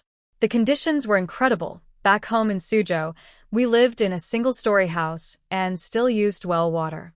The furniture I'd picked out a few days ago was already arranged inside. An oversized wooden bed sat against the wall, stacked with neatly folded red bedding and a pair of pillows embroidered with a character for double happiness. Against the opposite wall stood the tall standing cabinet I'd chosen in a deep red color for good luck. One of the doors had a rectangular mirror set into it, and the others were carved with floral patterns. Next to the cabinet was a solid wood vanity table with a few bottles of face cream we'd bought over the past few days. Son and Gidge watched me bouncing around happily and couldn't help smiling too. He opened the vanity drawer and pulled out a lady's wristwatch. Come here, let me try this on you. This is for me. My eyes went wide. A watch cost 200 yuan. I'd always wanted one, but I knew that if Dad bought one for me, he'd have to buy one for Jinyan too, so I'd never asked. He pulled me into his arms from behind and wrapped himself around me completely. He was so much bigger than me that from behind, you couldn't even tell there was a person in his embrace. This was the first time I'd ever been this close to a man. Over the past few days, Son and Gidge had only held my hand and never crossed any lines. Being suddenly hugged like this made me freeze up completely. I stiffened and tilted my head back to look up at the tall, imposing man above me, eyes wide with panic. What's wrong? Frozen again, he teased. He said he loved this dazed, silly look of mine. The first time he put his coat on me, the first time he held my hand, I always reacted exactly the same way. By the time I snapped out of it, the silver watch was already fastened around my wrist. Your wrists are so white that even a red string would look pretty on them. With this watch, you're making it look expensive. I felt shy from the compliment. I looked down at the gleaming face of the watch, my eyes full of wonder. When did you buy this? I had no idea. He didn't let go after putting the watch on. Instead, he rested his chin on top of my head and breathed in the orchid scent from my skin. A couple days ago. When you get tired of this one, I'll buy you a new style. I shook my head quickly. That's so wasteful. One is more than enough. I really love it. Thank you, Son and Gidge. I'd been frugal my whole life. This was the most luxurious thing I'd ever owned, and I was going to treasure it. He didn't argue with me. Whether he bought more was going to be his decision, not mine. As an Air Force pilot at his rank, his income was very high. On top of his regular salary, he received a flight allowance, 2 yuan for every hour in the air, and he flew dozens of hours each month. His allowance alone was more than his base pay. Combined, it was what an ordinary factory worker made in 4 or 5 months. He'd been a single man living at home, eating family meals, wearing military-issued clothes. His salary had just been a number sitting in a bank account. But now he had someone he wanted to spoil. He curved his lips into a smile. Just a verbal thank you? That's not very sincere. I didn't understand what he meant. I thought he wanted a gift in return. Should I buy you a watch too? But I don't have a watch ticket. Do you have one? I'll pay for it. Can I kiss you? Before I could process what he'd said, his broad, warm hand gently tilted my chin up, making me look at him. He bent down and pressed his lips softly against my cheek. When I felt that warm, soft sensation on my skin, I short-circuited again. Did he just Kiss me? Before I could react, his dark, mesmerizing eyes slowly closed, and his lips moved from my cheek to land right on my mouth. The instant our lips touched, an electric current shot through my entire body. His kiss was just like him, overwhelming and commanding. He pressed hard against my lips, his tongue slipping past them the moment I tried to speak, and he explored my mouth so thoroughly that I couldn't form a single word. His body was burning hot like a furnace. His arms locked around me so tightly I couldn't move. I couldn't make a sound, couldn't push back, couldn't do anything but stand there melting. Only when I was about to run out of air completely, my whole body gone limp, did he finally pull away. He buried his face in my neck, breathing hard. Xiaohuan. Xiaohuan. You smell so good. I was gasping and puffing out my cheeks, trying to look fierce. He'd sown in you scoundrel, he laughed low in his throat. We're legally married. Kissing my own wife. How is that being a scoundrel? Oh. Right. We had our certificate. We were husband and wife under the law.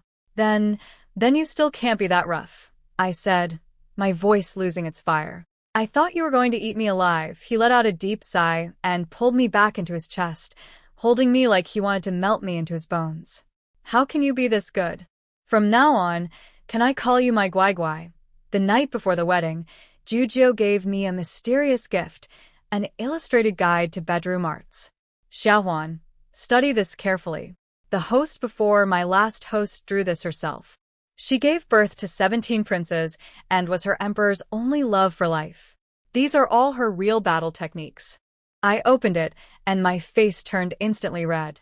Don't be shy. It's better to be prepared so you don't freeze up and ruin the mood.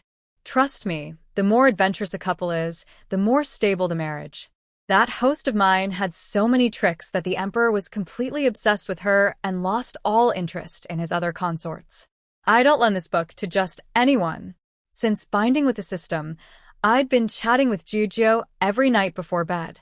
It had told me stories about many of its former hosts, so I wasn't totally ignorant about household politics and romantic strategies anymore.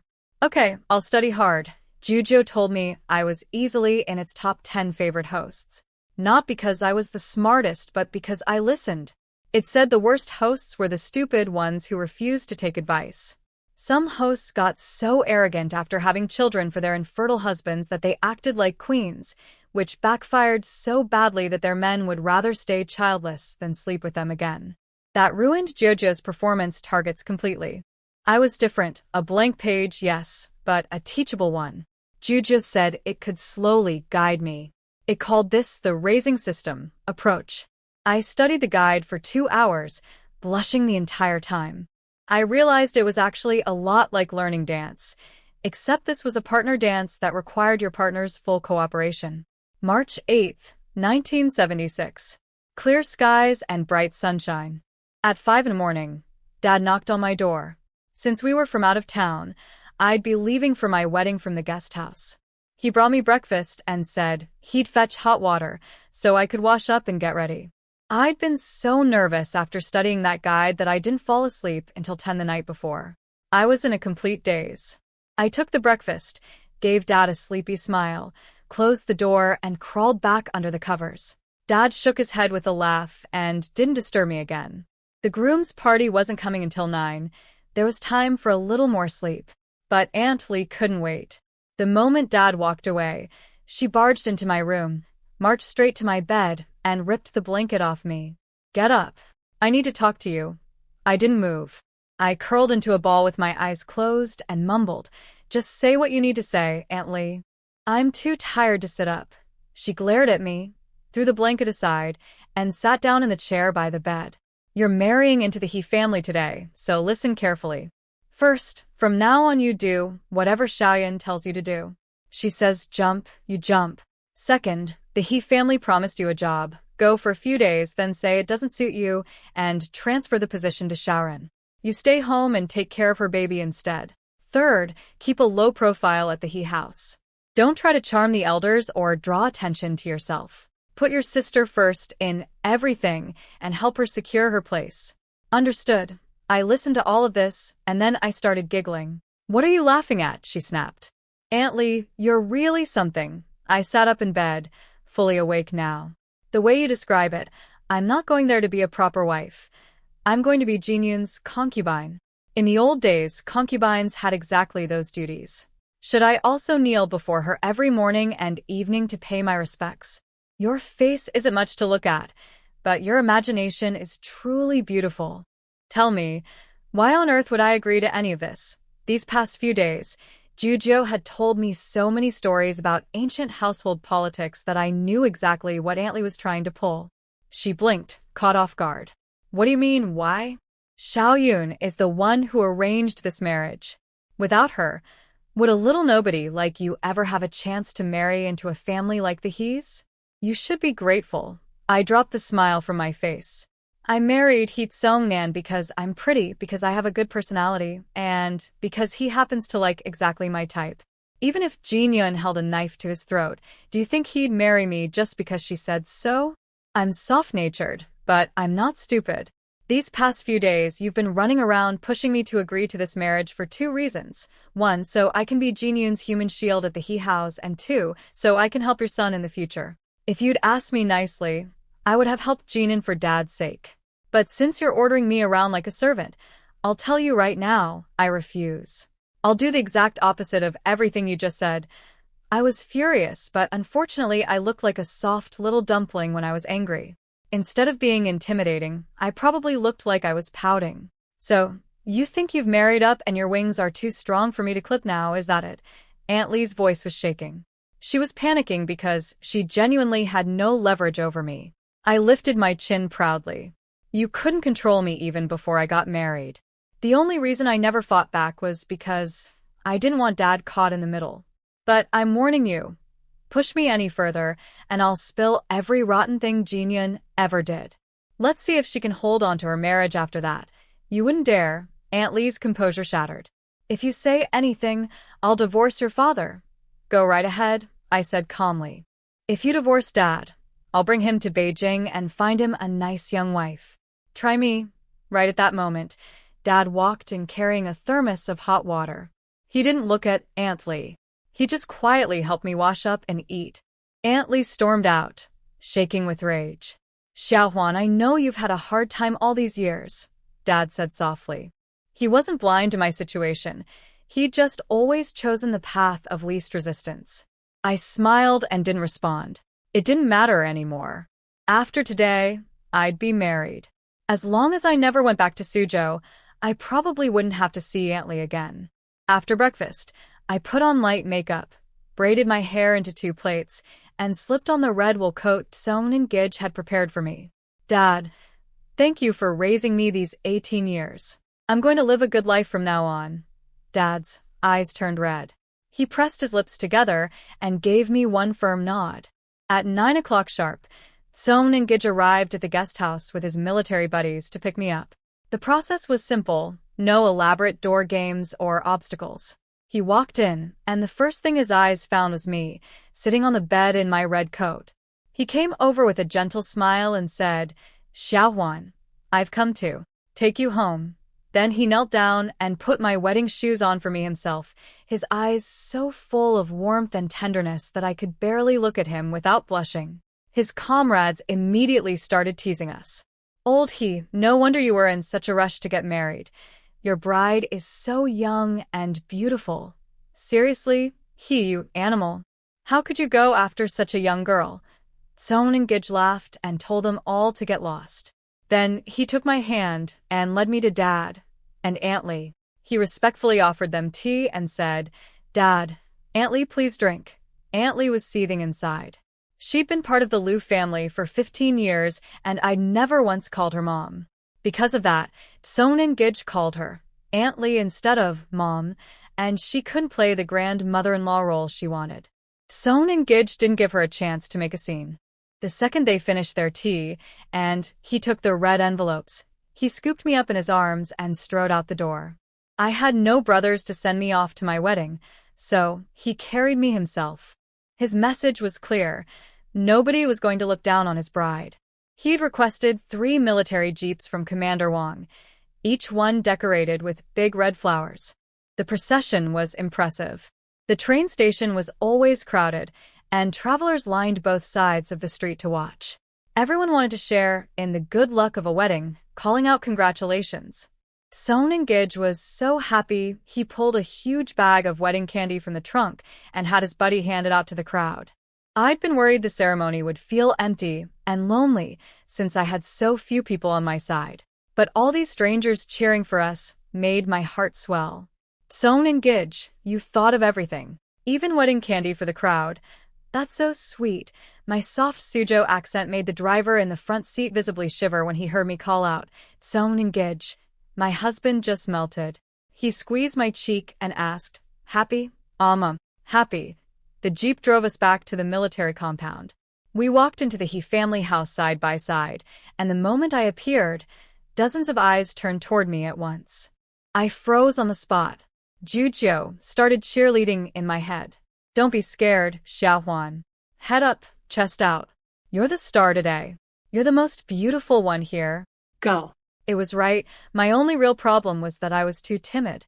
I took a deep breath and matched Son Engage's steps to the center of the living room. Grandfather He and Grandmother Huang sat in the main seats, beaming at us in their new clothes. Below them sat Commander He in his full military uniform alongside Madame Jiang. Behind them stood He Xiangbei and Jinyun, plus He Siue and her husband Gu Xiaosong. Son Engage leaned down and whispered in my ear, Don't be nervous, Xiaohuan. Just pretend they're all cabbages. I almost choked. What a filial grandson, calling his own grandparents cabbages. But between his joke and Jiujiu's encouragement, I relaxed. I walked around the room offering tea to each elder and changing how I addressed them, calling the grandparents Grandpa and Grandma, and Commander He and Madame Jiang, Dad and Mom. Then I handed out the red envelopes I'd prepared for Son Engage's siblings. He Siue towered over me, over 170 centimeters to my 162. Standing next to her, I looked like a child. She was arrogant by nature, and having to call me elder sister-in-law and accept a red envelope from someone she considered beneath her clearly made her furious. She kept a stiff, sour face the entire time and didn't crack a single smile. Her husband Gu Xiaosong, on the other hand, was perfectly friendly and called me big sister-in-law without any hesitation. Son Engage didn't have a close relationship with either his brother or sister, so he didn't care whether their respect was genuine as long as they kept up appearances. After the tea ceremony, Son Engage and I stood before a portrait of the great leader and recited our vows together. Commander Wang served as our official witness. We voluntarily unite as husband and wife. After marriage, we will support each other, progress together, and contribute to our nation. With all the elders, leaders, and guests watching, we completed the ceremony. Then it was time for the banquet. Since my family was from out of town, the only people on my side were Dad and Aunt Li. Commander He had specially asked his close friend Wang Taijun to sit with them and keep them company. The meal went well, and everyone seemed to enjoy themselves. After the banquet, Aunt Li pulled Jinyun aside. The two of them whispered together for a long time. When they came back, Jinyun started glaring at me with vicious eyes. I wasn't scared of her one bit. I lifted my chin and stared right back, with a hint of challenge in my gaze. She gave me a cold smirk and mouthed the words, Just you wait. I rolled my eyes and mouthed back, Fine, I'll wait. When the guests were gone, Dad and Aunt Li said their goodbyes. Their 7-day leave was running out, 1 day and night to travel here, 5 days in Beijing, and 1 day and night to get back. If they didn't leave today, they'd be late for work. Son Engage asked a comrade to drive them to the train station. Dad lingered at the door, looking at me one last time, his eyes full of worry and reluctance to let go. I smiled at him and gave him a look that said, I'll be fine. In the afternoon, the He family sat down together for a reunion dinner as tradition required. Son Engage spent the whole meal piling food onto my plate and taking care of my every need. Jinyun couldn't stand seeing me treated so well. She carried her baby over and stood beside me. Elder sister-in-law, You've been in Beijing for 5 or 6 days, and you still haven't met your little niece. Here, hold her for a bit, so I can eat in peace. Sohn and Gij didn't even look up. Sister-in-law, your brain really isn't working well, is it? Niece? By what relation? Does your child have the surname Liu? I wanted to jump up and applaud on the spot. Being defended like this felt absolutely incredible. Jinyun flushed with embarrassment and forced an awkward laugh. Haha, I misspoke. I meant your husband's brother's daughter. Your niece by marriage. Don't you want to take a look? I blinked my big innocent eyes. Not really. I'm part of the He family now, and we'll be living under the same roof. I'll have plenty of chances to see her. Right now I'm eating, and I don't feel like looking at all. Jinyun opened her mouth to say something else, but Madame Jiang cut her off immediately. Second daughter-in-law, if you want to eat, then eat.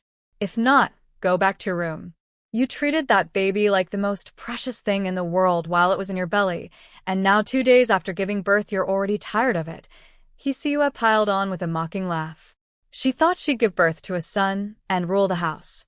Turns out it was just a girl. Dream shattered. Grandfather, he sipped his wine in silence.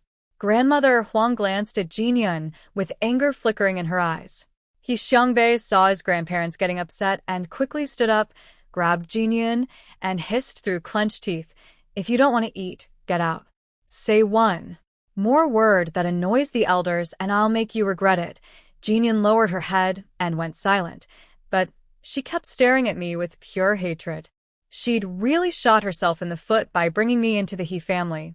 Her original plan was to gain an ally, someone she could control and use as a buffer between herself and the hostile in-laws. Instead, she'd handed them a new daughter-in-law who had no intention of being her puppet. She'd created another enemy. I ate my food and quietly observed how every single member of the He family reacted to Jinyun. I was dying of curiosity.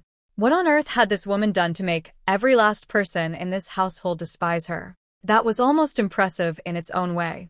After dinner, Sohn and Gij and I said goodnight to the elders and went upstairs to our room. The second we were through the door, he scooped me up like a child and carried me straight toward the bed. My face and neck turned bright red. I instinctively wrapped my arms around his neck and squirmed.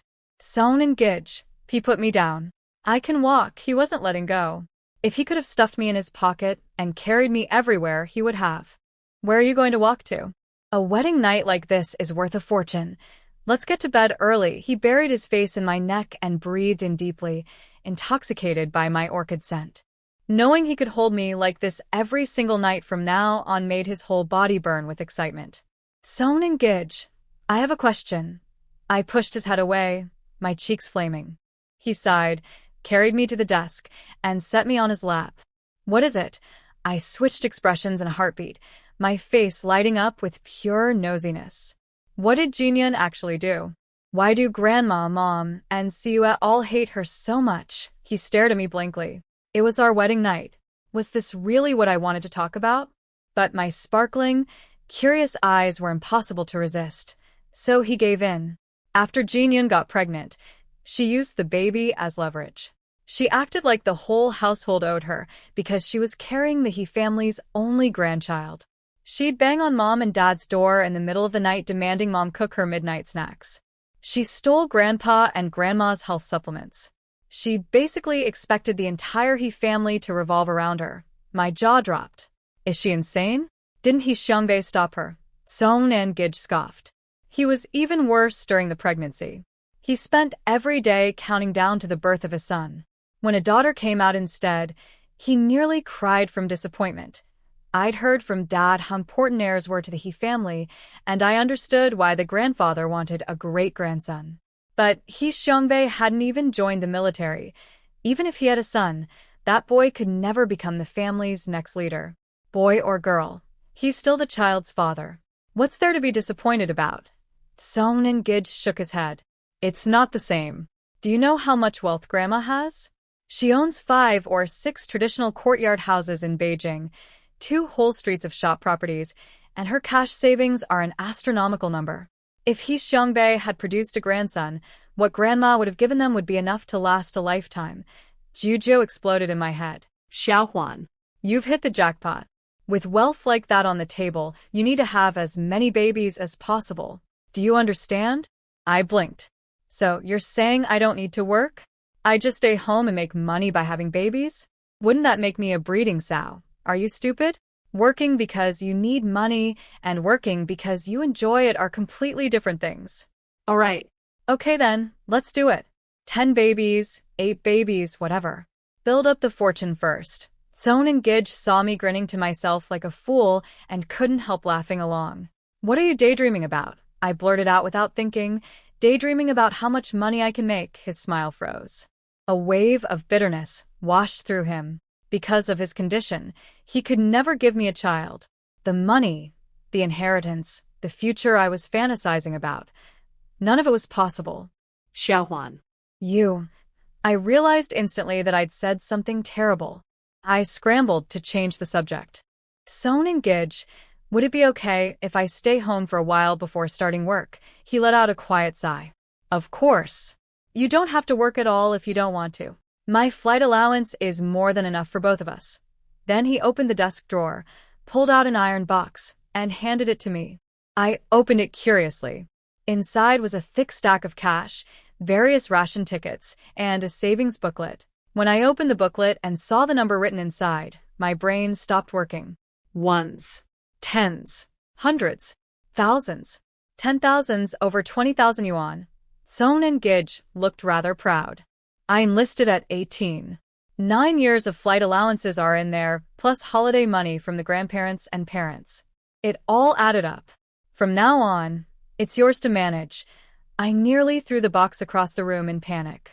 I can't take this. It's way too much. If I lost it, you could sell me and I still couldn't pay it back. He frowned at that. Don't talk nonsense. Money is just a thing. My Xiaohuan is the real treasure. You're the lady of our little family now. Take it. I hopped off his lap and ran to my dowry bundle. I dug out my own small box. This is my dowry. Dad gave me 700 yuan and some grain tickets before we came to Beijing, and I saved 85 yuan on my own over the years. Let's put our money together in this drawer. Whenever either of us needs something, we come here and take it. Sound good? I didn't want to be in charge of the money. I was afraid I'd spend too much and not be able to account for it. Son and Gidge didn't care about the details. Whatever you want. Buy anything you like. He noticed how few belongings I had, especially clothes. Just a handful. The weather was getting warmer by the day, and he made a mental note to buy me plenty of summer outfits. I put our money together in the iron box, placed it back in the drawer, pulled a little padlock from my bundle, and locked the drawer shut. There. Now it won't get lost. He kissed my cheek adoringly, then bent down and hooked his arm under my knees. In one swift motion, he stood up and threw me over his shoulder like a sack of rice. Questions are done. Time for the main event, wouldn't you say? I panicked and started hitting his back. Wait. I haven't taken a bath yet. Put me down. Son and Gidge closed his eyes like he wanted to bite me. We'll wash together. Save water. No. I wiggled out of his grip, my face burning. I'm not used to that. Let me go first. I'll be quick, I promise. I grabbed my sleepwear from my bundle and fled to the bathroom. He shook his head and went to use the shared bathroom down the hall. Ours was the only bedroom on the second floor with a private one, but to save time, he had no choice. I took a quick shower and was about to change into my regular pajamas when Jiojio's voice rang out. Xiaohuan, that outfit is way too frumpy. Wear this instead. Seduce him. A red silk outfit appeared in my hands out of thin air. When I unfolded it, my neck flushed pink all the way to my ears. This, I might as well wear nothing. You don't understand. The half-hidden, half-revealed look is more tempting than being bare. Think about Grandmother Huang's fortune. Don't you want to earn that money? But it's so embarrassing. Are you disobeying me? Your husband is infertile. If you don't put in the effort, how will you ever make him believe you can get pregnant? Fine. I'll listen. That's my girl. Put it on. It was a traditional style outfit, a red silk bodice tied behind the neck, a sheer outer robe embroidered with a pair of mandarin ducks, and red silk shorts that barely covered anything. I looked at myself and wanted to disappear. Jujo, if he asks where I got this, what do I say? Tell him you brought it from home. And remember, you have to be bold. No shrinking back. For the sake of your future children, go all out. I clenched my fists and steeled myself like I was taking a solemn oath. I gave a firm nod. All right, from this moment on, following the sacred principle of see no evil, this system is going offline for 12 hours. See you tomorrow morning. I secretly let out a huge breath of relief. I'd been worried Jujo would be watching the whole time. Turns out I'd been overthinking it. Son and Gij had finished a shower ages ago and was waiting outside. Just as he was about to knock on the bathroom door, it clicked open. When he saw me step out, his eyes went completely still. I could practically see the blood rushing to his face. The sheer fabric left almost nothing to the imagination. My skin glowed pale against the red silk. The outfit hugged and revealed every curve in a way that was both innocent and devastating. I looked up at him with my most helpless expression, my voice small and shaky. Son and Gij. Does it look nice? His throat bobbed hard.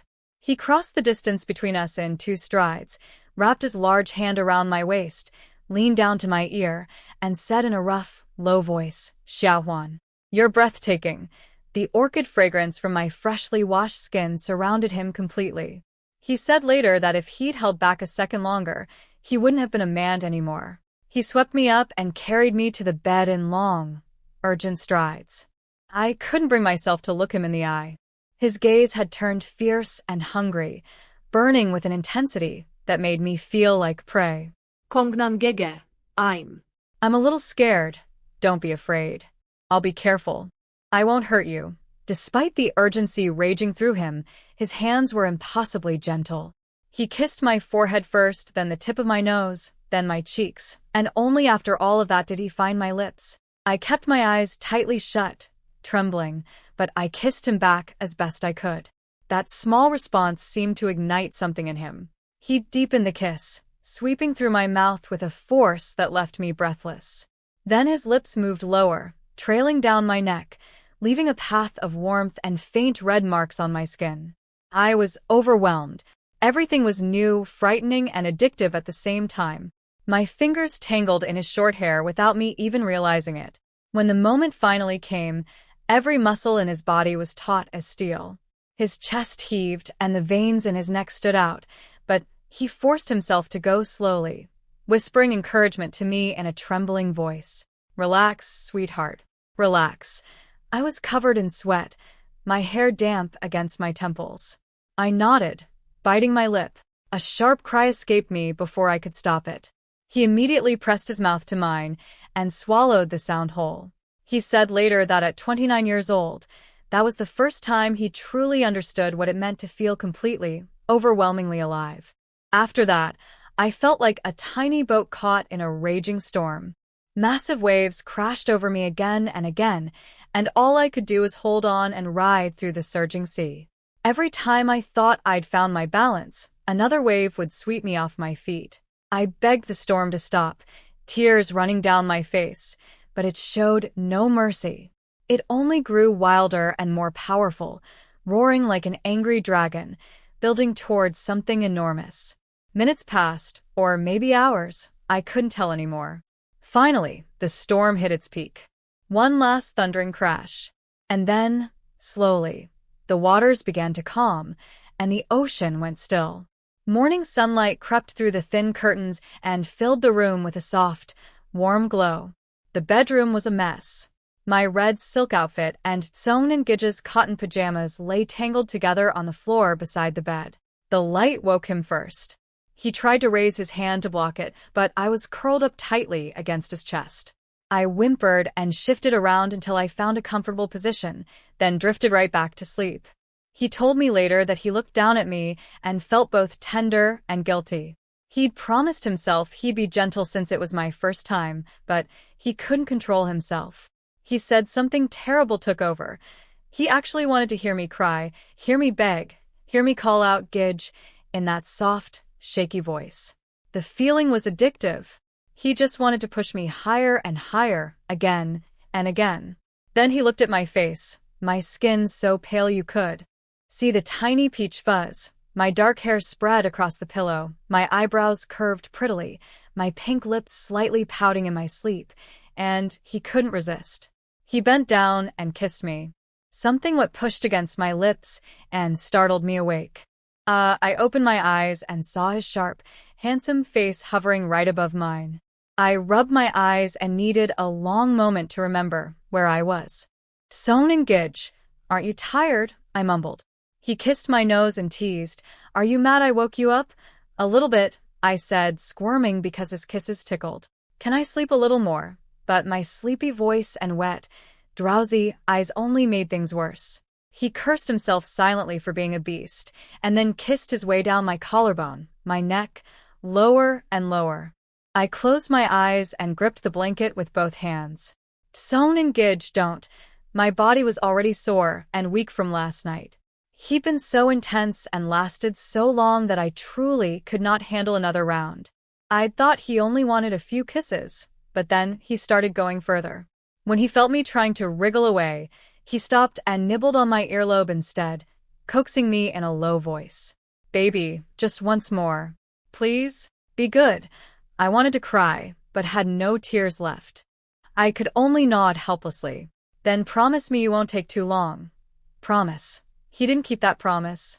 The wooden bed creaked and rocked steadily. I squeezed my eyes shut, bit my lower lip, and whimpered quietly while my hair clung to my damp face in messy strands. My body had no strength left. I could only sway along with the motion like a rag doll. Half an hour later, the sounds finally stopped. I was completely drenched in sweat and utterly spent. Son and Gidge looked deeply satisfied and disgustingly refreshed. He gathered me up and carried me to the bathroom. After washing me clean, he wrapped me in a blanket and held me with one arm while changing the bed sheets with the other. "Son and Gidge, you're amazing. You can do chores with just one hand." His eyes crinkled with amusement. "Of course. I can do a lot of things one-handed. Want me to show you next time?" I remembered exactly what kinds of things he meant, and my face went scarlet. But "You're holding me too. Am I not heavy?" He kissed my cheek and laughed. "You? You weigh less than our military rucksacks." After making the bed, he tucked me back under the covers, wrapped me up tight like a little cocoon, and kissed my forehead. "Sleep as long as you want, Gwai Gwai."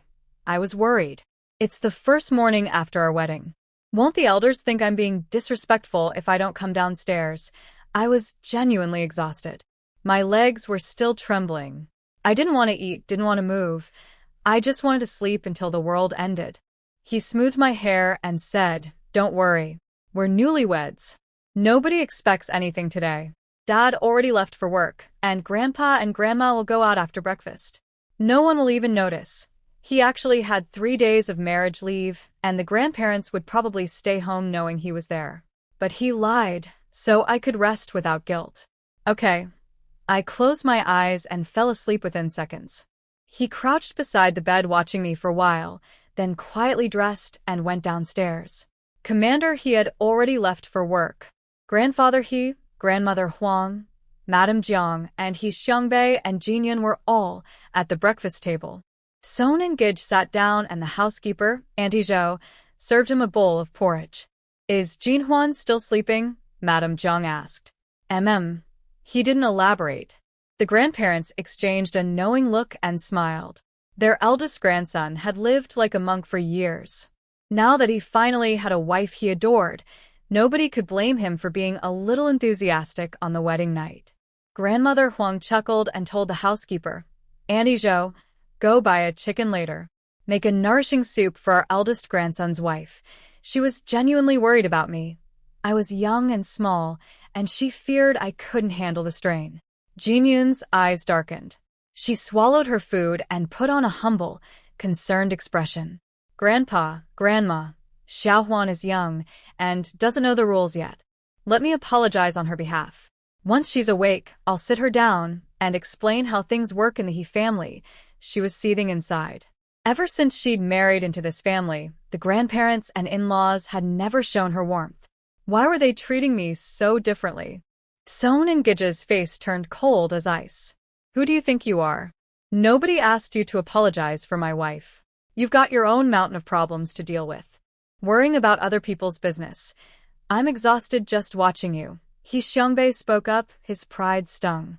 Big brother, no matter what, Jinyun is still Xiaohuan's older sister. She's just concerned about her little sister. You don't have to be that harsh.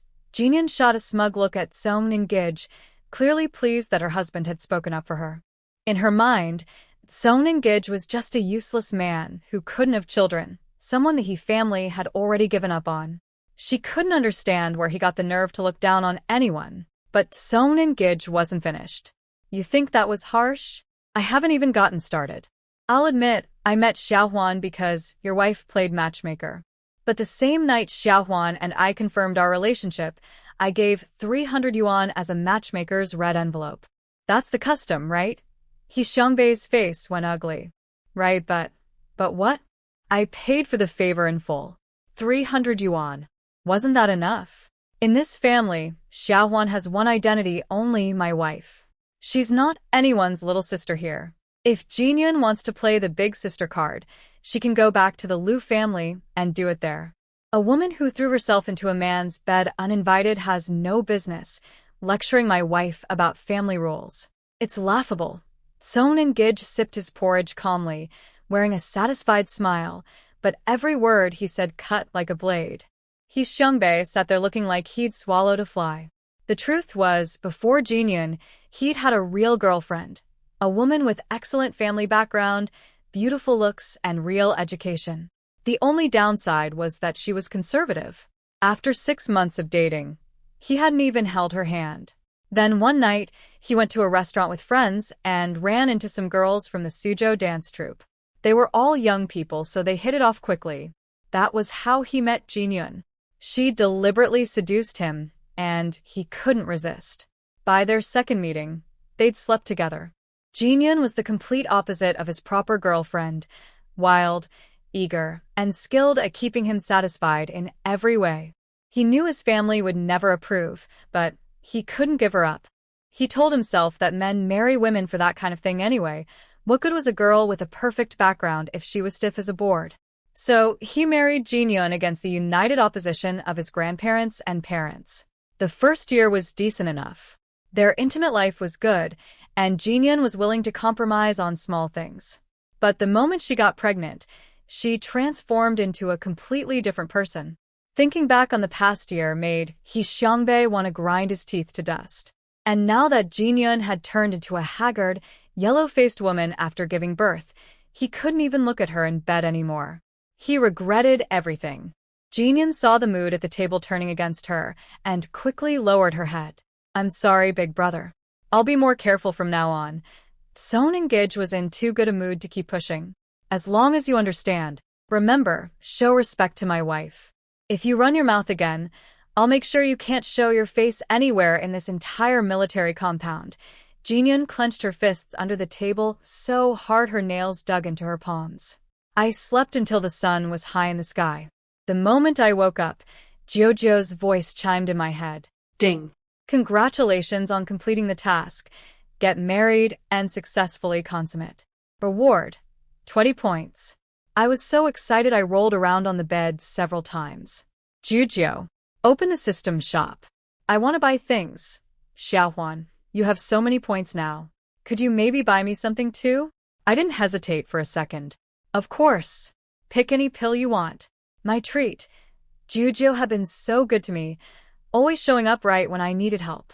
Buying it a gift was the least I could do. You're the best.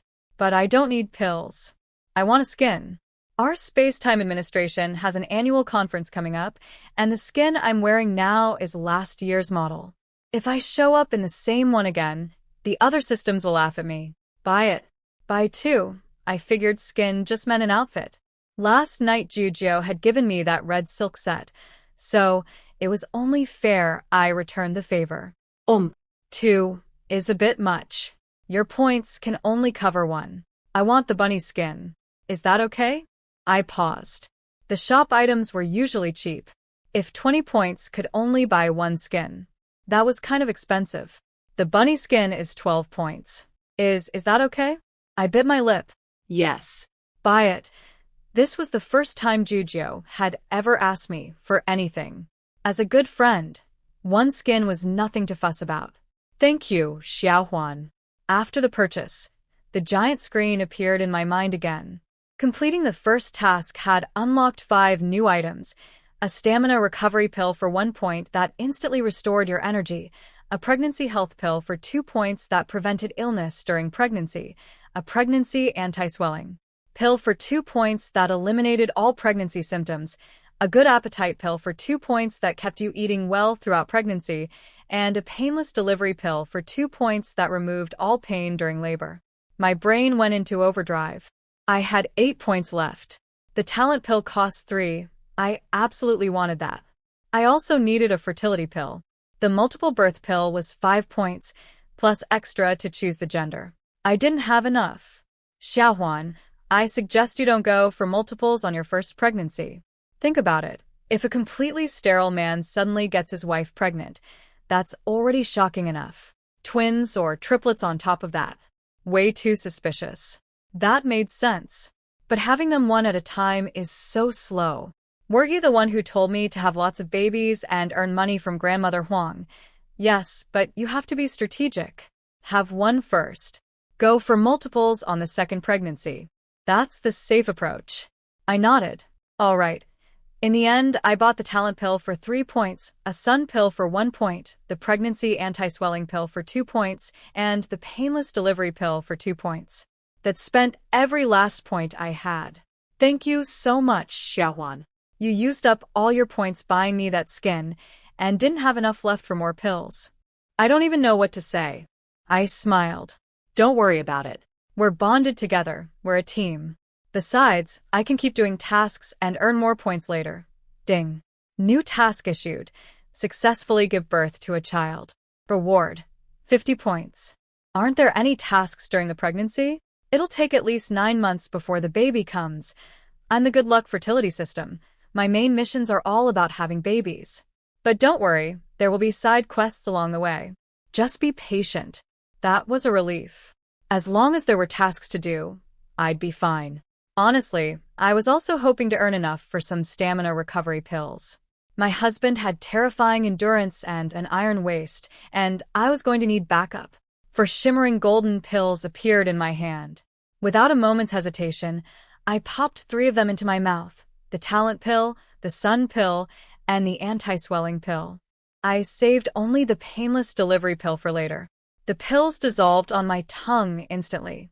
When I checked the system screen, a progress bar had appeared in the bottom corner. It read, Pregnancy Day 1. Gender, male. I placed my hand gently on my belly. My heart was racing. There was already a tiny life growing inside me, mine and Song Ningij's baby. I couldn't stop smiling. I wondered how he'd react when he found out. Right on cue, the door opened and Song Ningij walked in carrying a tray of food. Did you sleep well, Guai Guai? The moment I heard that nickname, my face turned pink and I dove under the covers like a startled rabbit. He strolled over to the bed with a lazy grin and slid his big hand under the blanket. Eek! He grabbed something he shouldn't have, and my voice cracked from the shock. His eyes sparkled with mischief. Oh? What's this? I think I've caught a little bunny. How about braised rabbit for dinner tonight? Song Ningij, let go. My voice was trembling, but I was still trying to reason with him while keeping perfectly still. He squeezed twice, then threw back the covers and climbed in with me. We're properly married now. I've already seen and kissed every inch of you. How are you still this shy? His voice dropped low and husky. His lips brushed along my cheek, his hot breath tickling my ear, then traveled slowly down my neck. He sucked at the soft skin there, leaving behind a trail of red marks before he was satisfied. Then his lips moved back up, tilting my chin toward him, planting small kisses on my mouth. Xiaohuan, be good. Let me kiss you. Don't run away. My helpless, flustered expression only made things worse. He said later he thought something was wrong with him. Every time he got close to me, he couldn't stop himself from teasing me. What did you feed these little rabbits, Xiaohuan? How did they get so plump? My face was burning. My big eyes were watery from embarrassment. He didn't seem to notice or care that I was mortified. His hands kept wandering. And why is your little belly puffed up like this? What's hiding in there? Even with my gentle temper, that pushed me over the edge. I bared my teeth and bit down on his right shoulder. You're terrible. Stop bullying me. He knew perfectly well what was in my belly. He'd put it there. How dare he ask? He grunted from the bite, but only got more excited. Oh, biting now? Good girl. But my body's too hard. You'll chip your little teeth. Maybe try biting somewhere softer? I blinked innocently. Where? Everything on this man was rock-hard muscle. I was convinced he'd been raised on iron bars. He flashed a wicked grin and slowly guided my hand downward. You scoundrel. We wrestled and played in bed for a long time, and of course the playing turned into kissing, and the kissing went on until my lips were completely numb. Only then did he mercifully let me go, scooping me out of the blankets and carrying me to the bathroom. Sewn and Gidge, I can walk by myself. He wouldn't put me down. His soft, fragrant little wife felt too good in his arms. If he could have been glued to me 24 hours a day, he would have. This morning you were complaining your legs had no strength. Besides, your little short legs are too slow. By the time you finish washing up on your own, the chicken soup will be cold. Be good. Let me carry you. After you eat, I'll take you out to buy clothes. I didn't have many clothes, just one small bundle. The huge new wardrobe in our room was less than half full, and he was determined to fill every inch of it. We don't really need to go out, do we? Actually, I had no plans to leave the house for the next 2 months. Everyone in the military compound knew Sewn and Gidge was infertile. If I was seen wandering around and then turned up pregnant, people might accuse me of cheating. The safest approach was to stay home. Before the wedding, we'd both had medical checkups that proved I was untouched, and there was last night's proof on the sheets too. As long as I stayed inside, gossip would have nothing to work with. Why wouldn't we buy clothes? We're not short on money. I want to dress my little Xiaohuan up beautifully. My heart went warm. Back at home, even buying fabric for a new outfit meant reading Aunt Lee's mood first. Those days were over forever. Okay, but can we invite Mom and Grandma to come with us? I want to buy gifts for them, but I'm afraid I'll pick something they don't like. Sewn and Gidge didn't really want anyone else tagging along. He wanted me all to himself. But when he saw my slightly pleading eyes, he caved. Fine. I'll ask them in a bit.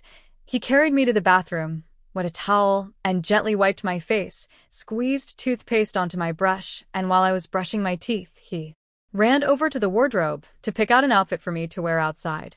After I was clean, I sat at the desk eating while he stood behind me trying to do my hair. Sewn and Gidge, you know how to braid hair? No, he admitted. But I want to learn. Your hair is so black and shiny. I really like it. I want to be the one who does it for you. I was so touched I didn't know what to say. I'd always thought that marrying an older man meant he'd be caring, but I never imagined it would go this far. He wasn't treating me like a wife, he was raising me like a daughter. After about 15 minutes of fumbling, he managed a low ponytail. He smoothed the loose strands around my forehead with a comb, inspected his work, and nodded with satisfaction. We went downstairs together. Grandfather He, Grandmother Huang, Madame Jiang, and He Siue were all sitting in the living room chatting. The moment Siue saw me, the smile vanished from her face. She curled her lip. Oh look, someone thinks she's a real lady of the house. Sleeping until noon on the very first day of marriage must be nice. Look at that baby soft skin of yours. Be careful you don't drain all of my big brother's energy dry. Siue, Grandfather He's face hardened. What kind of talk is that? Did you feed your manners to the dogs? Grandmother Huang had personally raised all the grandchildren. She didn't expect Siue to be some perfect noble lady, but she absolutely didn't want her turning into a foul-mouthed bully either. Sewn and Gidge's brow furrowed, and he was about to snap back at his sister. But I grabbed his hand and stopped him. I walked quickly down the last few stairs, gave the elders my sweetest smile, and said, Grandpa, Grandma, Mom, I'm sorry I slept so late. It won't happen again. Then I turned to Siue with a gentle grin. Thank you for the compliment, little sister. My skin really is quite nice. That hit exactly where it hurt. Siue had grown up as a military kid. Until she was 15, Commander, he sent her to train with the female soldiers every year, which had left her skin rough and sun-damaged. No amount of expensive creams could fix it. So every time she looked at my smooth, glowing complexion, jealousy ate at her. She scoffed. What are you showing off? All you have is a seductive little face. Let me give you some advice. Relying on looks won't last forever. A woman needs a good family background. When you're old and faded, what will you have left to stand on in this household? I kept my smile perfectly warm. To rely on looks, you'd need to have them first. Siwa, you should really thank Grandpa, Grandma, and your parents for giving you such a wonderful family background. Without it, you'd have nothing at all. As for how I live my life, you don't need to worry about that. Siwa froze.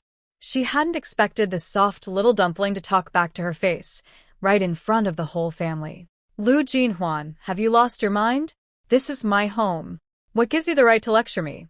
I dropped the smile. I'm not lecturing anyone. Including today, I've only met you 3 times. I have no idea why you're so hostile toward me. Or, is this just how you talk to everyone? Enough. Song Ngij pulled me behind him. His expression was glacial. Siwa, you got it wrong. This isn't your home. This is the He family home. You're a married daughter, a guest, and an outsider. Xiao Huan is my wife. She is the He family member here. If you behave yourself, this door stays open for you. But if you want to stir up trouble, then don't come back. Siwa looked like she'd been slapped. In her mind, a nobody from a poor family wasn't worth her big brother's protection. You. Grandmother Huang spoke up calmly, cutting her off. Siwa, your grandfather and I are going out shortly. If there's nothing else, you should head home. In a few days, when Grandma misses you, I'll call and you can come visit. Siwa's eyes went wide with shock. Was Grandma saying that from now on, she couldn't come back to her parents' house unless she was invited? Grandma, I'm your real granddaughter. Grandmother Huang's smile was loving but firm. Of course you are, dear. It's just that Grandma is getting old and doesn't want to see chaos in the house. All your grandfather and I want is peace and harmony. Madame Jiang knew her mother-in-law well. That sweet smile with a hard edge underneath meant the old lady was furious. She just wasn't showing it openly to save face. Siwa, go home. You're married now. Focus on your own household. Before the wedding, you couldn't stand being away from Xiaosong for even a minute. How is it that now that you're married, you'd rather be here than with him? It was the first time Siwa's own family had embarrassed her like this. She was humiliated beyond words. She shot me one last poisonous glare, didn't say goodbye to anyone, and ran out the door. I stood there feeling awkward. I hadn't started the argument, but the whole scene had happened because of me. Grandpa, Grandma, Mom, I'm sorry. What are you apologizing for?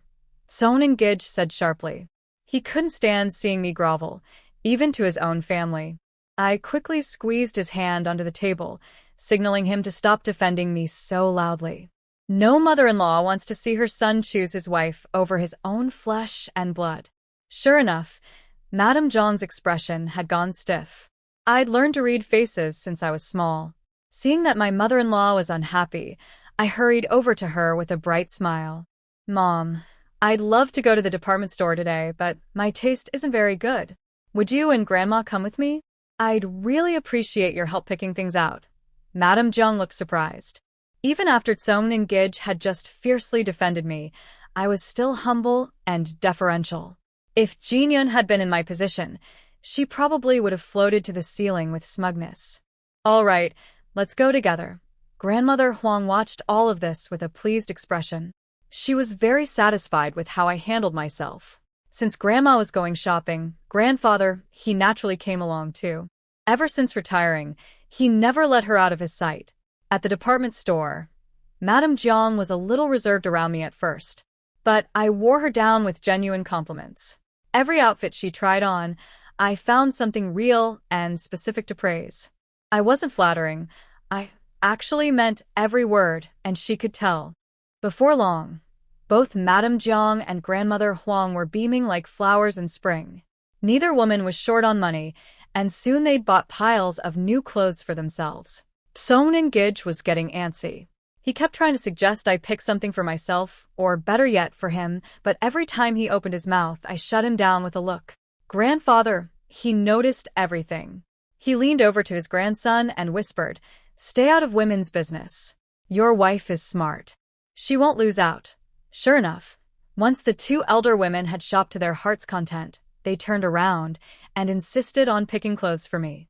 My eyes curved into happy crescents. "Thank you, Mom." "Thank you, Grandma. I'll love whatever you choose for me." Juzhou chimed in. "Xiaohuan, you're so good at being sweet. Look at your mother-in-law and grandmother-in-law. You've got them wrapped around your little finger." I rubbed my nose. What else can I do? No matter how badly Siua behaves, she's still Mom's biological daughter. I got into a fight with her on my very first day here. If I don't smooth things over with the elders, how am I supposed to live in this house? Exactly. Your husband can protect you all he wants, but he can't be by your side every second. Building a good relationship with the He family elders is essential. We stayed at the department store until it closed for the night. By then, it was dinner time, and Grandmother Huang was in such high spirits that she treated everyone to dinner at a restaurant. While we were out shopping, He Xiangbei came home from work to an empty house. When the housekeeper told him that the grandparents had taken Song and Gij and me out for the afternoon, his face went dark. He stormed upstairs and started yelling at Jinyun. "Did you know the old couple took your sister and the eldest out? How many times have I told you? Grandma is the one who runs this family. You need to get on her good side. But no, you just hide in your room with that baby girl all day. You can't give me a son. You can't even charm the elders. What use are you?" Jinyun had actually been watching from upstairs the whole time Siua and I argued. She'd seen everything. She smiled smugly and gave He Xiangbei a twisted version of events, making the clash between me and Siua sound even worse than it was. "Why are you so worried? Jinhuan and Siua are at each other's throats now. Let them fight. We just sit back and collect the spoils." He Xiangbei's mood improved slightly.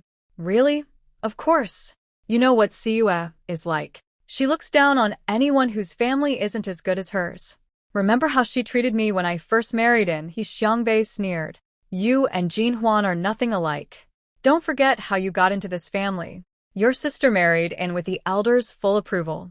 You, not so much." That set Jinyun off. Her chest was heaving with anger. "It takes two. Fine, I seduced you. But if you hadn't been willing, all the seduction in the world wouldn't have worked." He Xiangbei couldn't be bothered arguing. Just looking at her annoyed him now. He truly regretted marrying her. Meanwhile, Song and Gij and I were the complete opposite of that miserable couple. After getting home and saying goodnight to the elders, we went upstairs hand in hand. The moment the door closed, he pinned me against it. "Give me a kiss." I couldn't touch you all afternoon. I was going crazy. Before I could even react, he'd already captured my lips. We kissed until we were both breathless, and when we finally separated, a thin silver thread of saliva stretched between us. "Did my Guai have fun shopping today?" His voice was rough and low. At the same time, his hands slipped under the hem of my shirt. I turned scarlet the instant he touched me. My mouth opened and closed uselessly until I finally managed to squeak out, "You stop bullying me. Take your hands away." My attempt at fierceness only made him worse. He swept me up and carried me to the bed, tossing me down and climbing on top of me before I could move.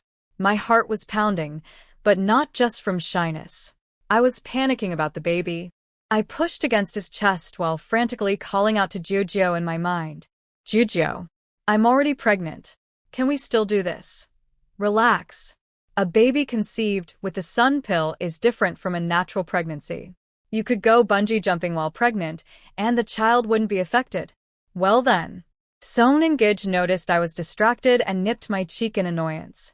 "You're spacing out at a time like this? Maybe I've been too nice." Song and Gij, we haven't washed up yet. Since Juzhou said it was safe, I wasn't really opposed anymore. We were newlyweds after all. This was supposed to be our honeymoon period. I didn't want to kill the mood.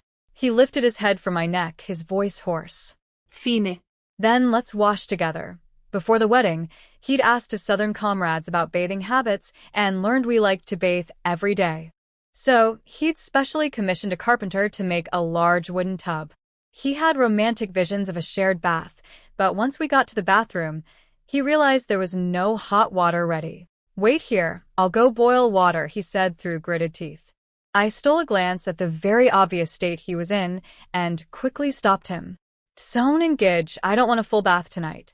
Just wiping down is fine. Dear heavens, if any of the elders saw him walking around the house like that, I'd die of shame. Besides, I'd had a proper soak last night. My usual routine was to do a simple wipe down and a good foot soak on alternate days. He agreed without hesitation. He was too eager for what came next to argue about bathing logistics. I'd assumed we'd wash separately like last night, me in our private bathroom, him in the shared one down the hall. But Son and Gidge had no intention of leaving. He set down the thermos, shut the door, and started stripping. I froze. You're washing in here, of course, he said, as if it were the most obvious thing in the world. Xiangbei and Jinyun use the other bathroom. What if they need it while I'm in the middle of washing? Much safer to stay in our own room. Last night had been our wedding night, and he'd gone to the other bathroom so I wouldn't feel too exposed. But now that we'd already been completely intimate, he saw no reason for modesty. I stood there with my big round eyes and watched him peel off every single piece of clothing. By the time he was done, I'd turned pink from my forehead to my toes. He saw me staring and it clearly did something to him. When the last piece dropped, he lunged forward, grabbed me while I was still frozen in shock, and kissed me hard. While his lips kept me busy, his hands worked quickly. In seconds, I didn't have a single thread left on my body either. It was the first time I'd been completely bare under such bright light. The moment my shirt and undergarments came off, goosebumps erupted across my skin. I instinctively raised my arms to cover myself, but he gently moved them away. Guai Guai, you're beautiful. Don't hide. Then, strangely, he wasn't in a rush anymore. He just stood there looking at me for a long, quiet moment, taking me in, memorizing me.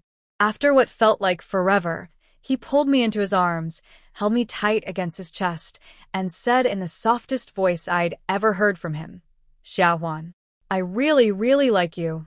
My heart trembled when he said those words. I looked up into his eyes and saw nothing but sincerity and intensity. What about you? He asked. I curled into his warm chest like a frightened little deer, my lips opening and closing for a long time before I finally whispered, I like you too, Son and Gidge. That answer set him off.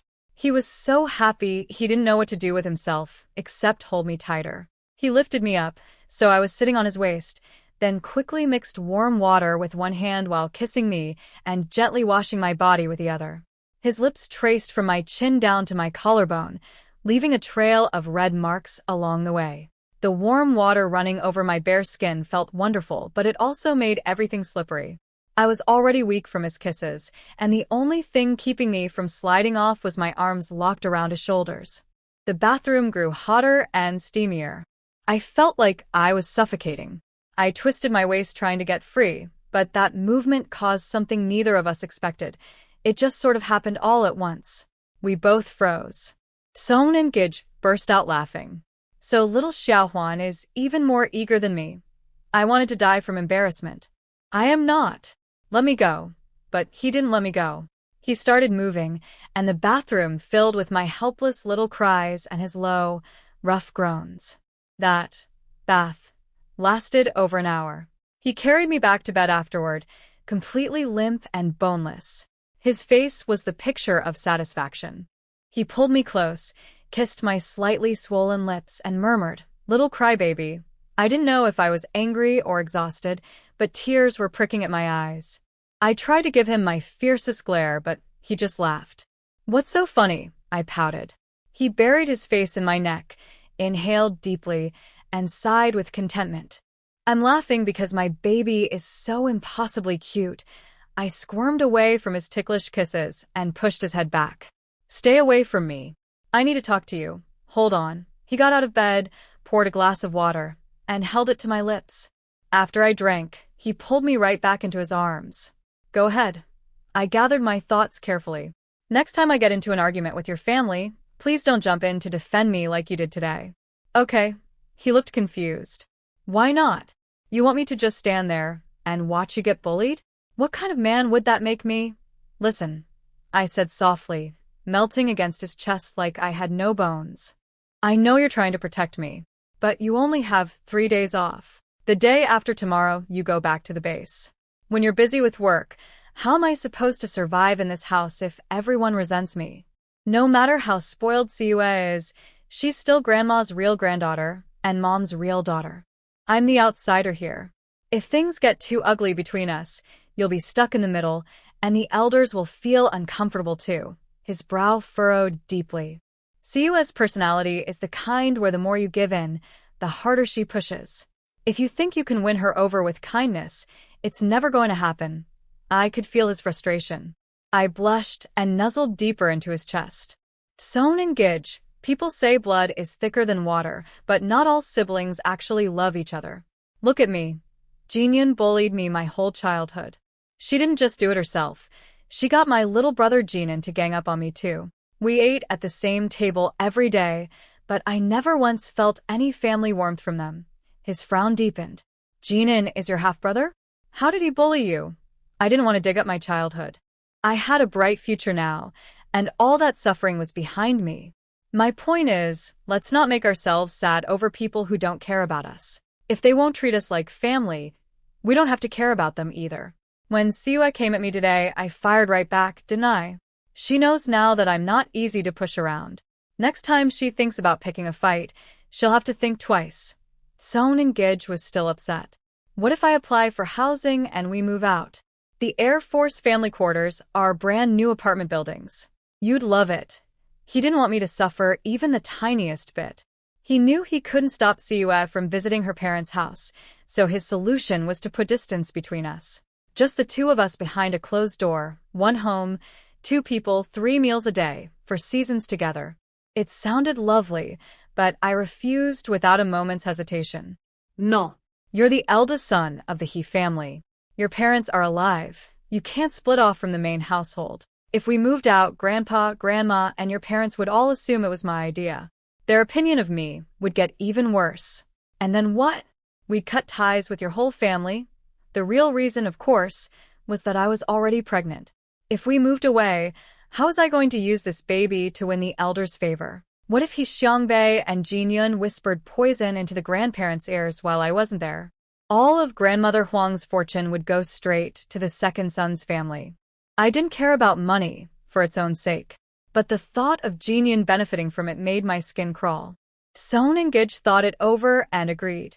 His brother and sister might be disappointing, but the grandparents and parents had always been good to him. Grandfather, he had personally raised him, kept him close since childhood, and taught him how to be a man. Moving away would definitely upset the old man. Xiaohuan, remember this. You are the wife of He Tsongnan. In the He family, apart from the elders, nobody outranks you. If Xiangbei or Siwa disrespect you, hit back without hesitation. No matter what happens, I will always support you. Unconditionally. Always on your side. My heart went soft and warm. I stretched up and kissed his cheek. Thank you, Seon and Gij. Don't worry. I can handle myself. If Siwa picks another fight, I'll put on my best big sister-in-law face and scold her until she can't speak. His eyes darkened again. His hand started sliding slowly across my skin. His voice dropped low and rough. All rested up? How about one more round? I didn't find out about any of this until later, but apparently the night Siwa stormed out of the He family house, things got ugly at her own home too. She lived with her husband Gu Xiaosong in a traditional courtyard house in Locust Flower Alley. It was part of her dowry from Grandmother Huang, a 2-courtyard compound, quite valuable. The story behind their marriage was actually deeply rooted in old debts. Gu Xiaosong's grandfather had been Grandfather He's comrade in the war. On the battlefield, he'd taken 3 bullets meant for Grandfather He and died saving his life. Out of gratitude, the He family brought the entire Gu family from the countryside to Beijing and supported them for years. When Gu Xiaosong's grandmother fell terminally ill, her dying wish was for her only grandson to marry into the He family. Given the life-saving sacrifice, Grandmother Huang agreed immediately and promised a courtyard house as Siwa's wedding dowry. The old woman died peacefully after hearing that. Gu Xiaosong was actually a nice-looking man, clean features, fair skin, with a gentle, scholarly air about him. Siua had grown up surrounded by rough, swaggering military brats, so his quiet, refined manner appealed to her. When the grandparents suggested the match, she agreed easily. They'd been married over 3 years with no children. During their first year, Siua had actually been pregnant without knowing it. She went drinking with friends, downed half a bottle of strong liquor, got alcohol poisoning, and lost the baby. After that, she couldn't get pregnant again. The night she came home fuming about me, Gu Xiaosong walked in late from a dinner with coworkers. He'd even brought her a packed meal, still warm. But she was in no mood to eat. "You don't even ask what's wrong? Can't you see I'm upset?" she snapped. His reply was flat and tired. "I can see. But you're in a bad mood 364 days out of 365. What am I supposed to do about it?" Siua exploded. "You're my husband. I got bullied at my parents' house and you can't even comfort me. How should I comfort you? Go to your parents' house and fight your sister-in-law? I don't understand. If you don't like her, just go back less often. Why do you insist on going every day just to make yourself angry?" Ever since He Xiangbei got married 2 years ago, Siua had made it her life's mission to go home and pick fights with Jinyan. Now she had a new target, me. It wasn't Jinyan this time. It was the new one, Lu Jinhuan. She actually dared lecture me in front of my grandparents. Who does she think she is? Gu Xiaosong looked genuinely surprised. The new sister-in-law? She was too nervous to even breathe loudly at the wedding. "You're telling me she lectured you?" I find that hard to believe. That pushed Siua completely over the edge. "Gu Xiaosong, do you have feelings for that woman? Is that why you were grinning like an idiot at the wedding? Don't forget, without the He family, you'd be nothing but a peasant. If you dare do anything to betray me, my grandparents won't let you off." He stared at her like she'd lost her mind. I smiled because I naturally smile a lot. Does smiling at a wedding mean I'm attracted to the bride? Should I scowl like you do every day to be considered normal? And yes, everything I have came from your grandparents' generosity. So what? If my grandfather were still alive, the Gu family might have done just as well as the He family. Go back 3 generations, and everyone was a peasant. I don't know where you get this superiority complex. He hated it most when she threw his background in his face, as if he were some kept man. The He family had helped the Gu family, yes, but that help was earned. His grandmother had spent half her life as a widow after her husband's sacrifice, enduring hardships nobody could imagine. Siua snapped. She flipped the table over. The food container crashed to the floor, and the meal splattered everywhere. "How dare you? You ungrateful, worthless man. My family wasted all that food on you. Even a dog would bark twice to show gratitude, but you can't even say thank you." Gu Xiaosong looked at her with exhausted eyes. He set down the thermos, turned around, and headed for the door. "Shrew," was all he said. Siua screamed after him. "Come back here. If you walk out that door, don't bother coming back. This house is my dowry. It belongs to the He family. Push me far enough, and I'll have my grandmother take back your mother's house too." He stopped walking. He took a deep breath. Siua thought she'd won. A triumphant smirk started forming on her face. Then he spoke. "Do whatever you want. I've had enough of a woman like you." He walked out without looking back. Siua went berserk, flipping the tea table over too. The thermos, teacups, and teapot crashed to the ground, scattering broken porcelain everywhere. Gu Xiaosong had nowhere to go. He didn't want to go home to his mother. If she found out he and Siua had fought again, she'd worry herself sick. So he went back to his workplace and slept in his office. After high school, the He family had arranged a job for him at a machinery factory. He started as an ordinary worker, but after marrying Siua, she thought being a factory worker was beneath her dignity. She begged grandfather He to pull strings and got Gu Xiaosong promoted to head of logistics. When they first married, Gu Xiaosong had been genuinely grateful to the He family and to Siua. But even the deepest gratitude can be ground to nothing by endless nagging, constant reminders of debt, and daily cruelty. And that's exactly what had happened. I only learned the full story much later, but that same night Gu Xiaosong left his house after the fight with Siua, something happened that would eventually touch all of our lives. He went back to the machinery factory where he worked, planning to sleep in his office. The whole compound was pitch black. To reach his office, he had to walk through the dark workshop. Halfway through, he heard someone crying softly. A woman hunched over one of the machines, weeping quietly in the darkness. It startled him badly. "Who's there?" The woman was just as frightened. She sat up shakily. I'm INFERTILE. "Who are you?" Gu Xiaosong was surprised. Jean Haitang was quite well known at the factory, not for being talented, since she was only a temporary worker, but because she was a young widow, barely 25, who somehow looked younger than some 18-year-old girls. She had the kind of face that made men lose their senses, soft, graceful features, slightly downturned eyes that weren't pitiful but rather seemed dipped in silk, carrying an effortless allure every time she glanced at someone. There was always a trace of quiet sadness in her expression that stirred up every man's protective instincts. The women at the factory called her a fox spirit. The men were openly infatuated with her. Even the youngest unmarried workers blushed whenever she walked past. She told him her mother-in-law had thrown her out. Her nephew had complained there was no meat at dinner and flipped the table in a tantrum. Her mother-in-law blamed her and kicked her out of the house. She had nowhere to go and didn't want to waste money on a guest house, so she'd come to the factory to spend the night. Gu Xiaosong laughed bitterly. What a coincidence. Same here, he'd had a few drinks at dinner with co-workers. Then Siyue's tantrum had rattled him so badly he'd forgotten a guest house was even an option. Jean Haitang was surprised that the seemingly untouchable logistics director could be so easygoing. She smiled. You're joking, Director Gu. You don't have an unreasonable mother-in-law. How could you have nowhere to sleep? No, but I have an unreasonable wife. They went to his office together. When the light clicked on, they both paused. It was the first time he'd seen her out of her work clothes. Even in a washed-out blue shirt, an ill-fitting army green jacket, and gray trousers, all clearly old and shabby, nothing could hide how striking she was.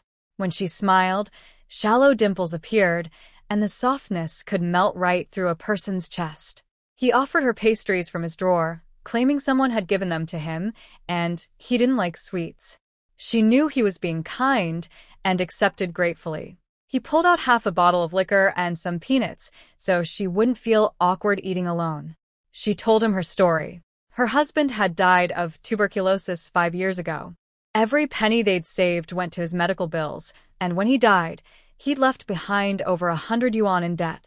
She'd spent years barely surviving, putting nearly her entire 14 yuan monthly salary toward paying it off.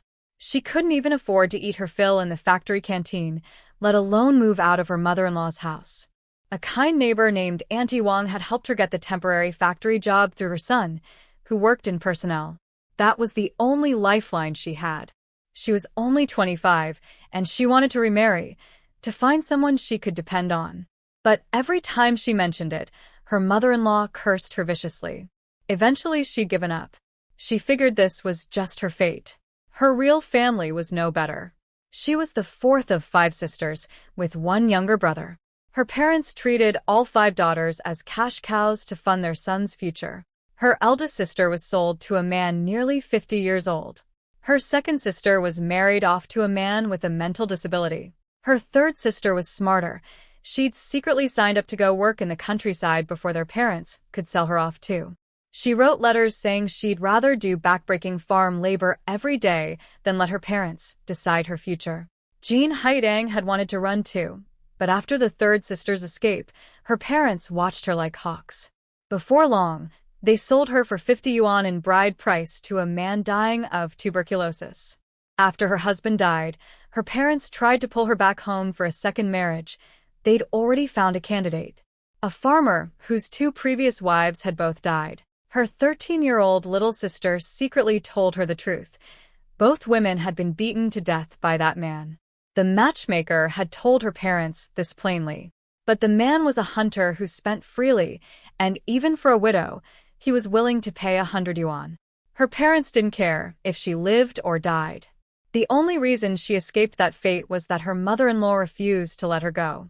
The old woman wanted to keep her as a free servant to maintain the household. One was a wolf's den. The other was a tiger's cave.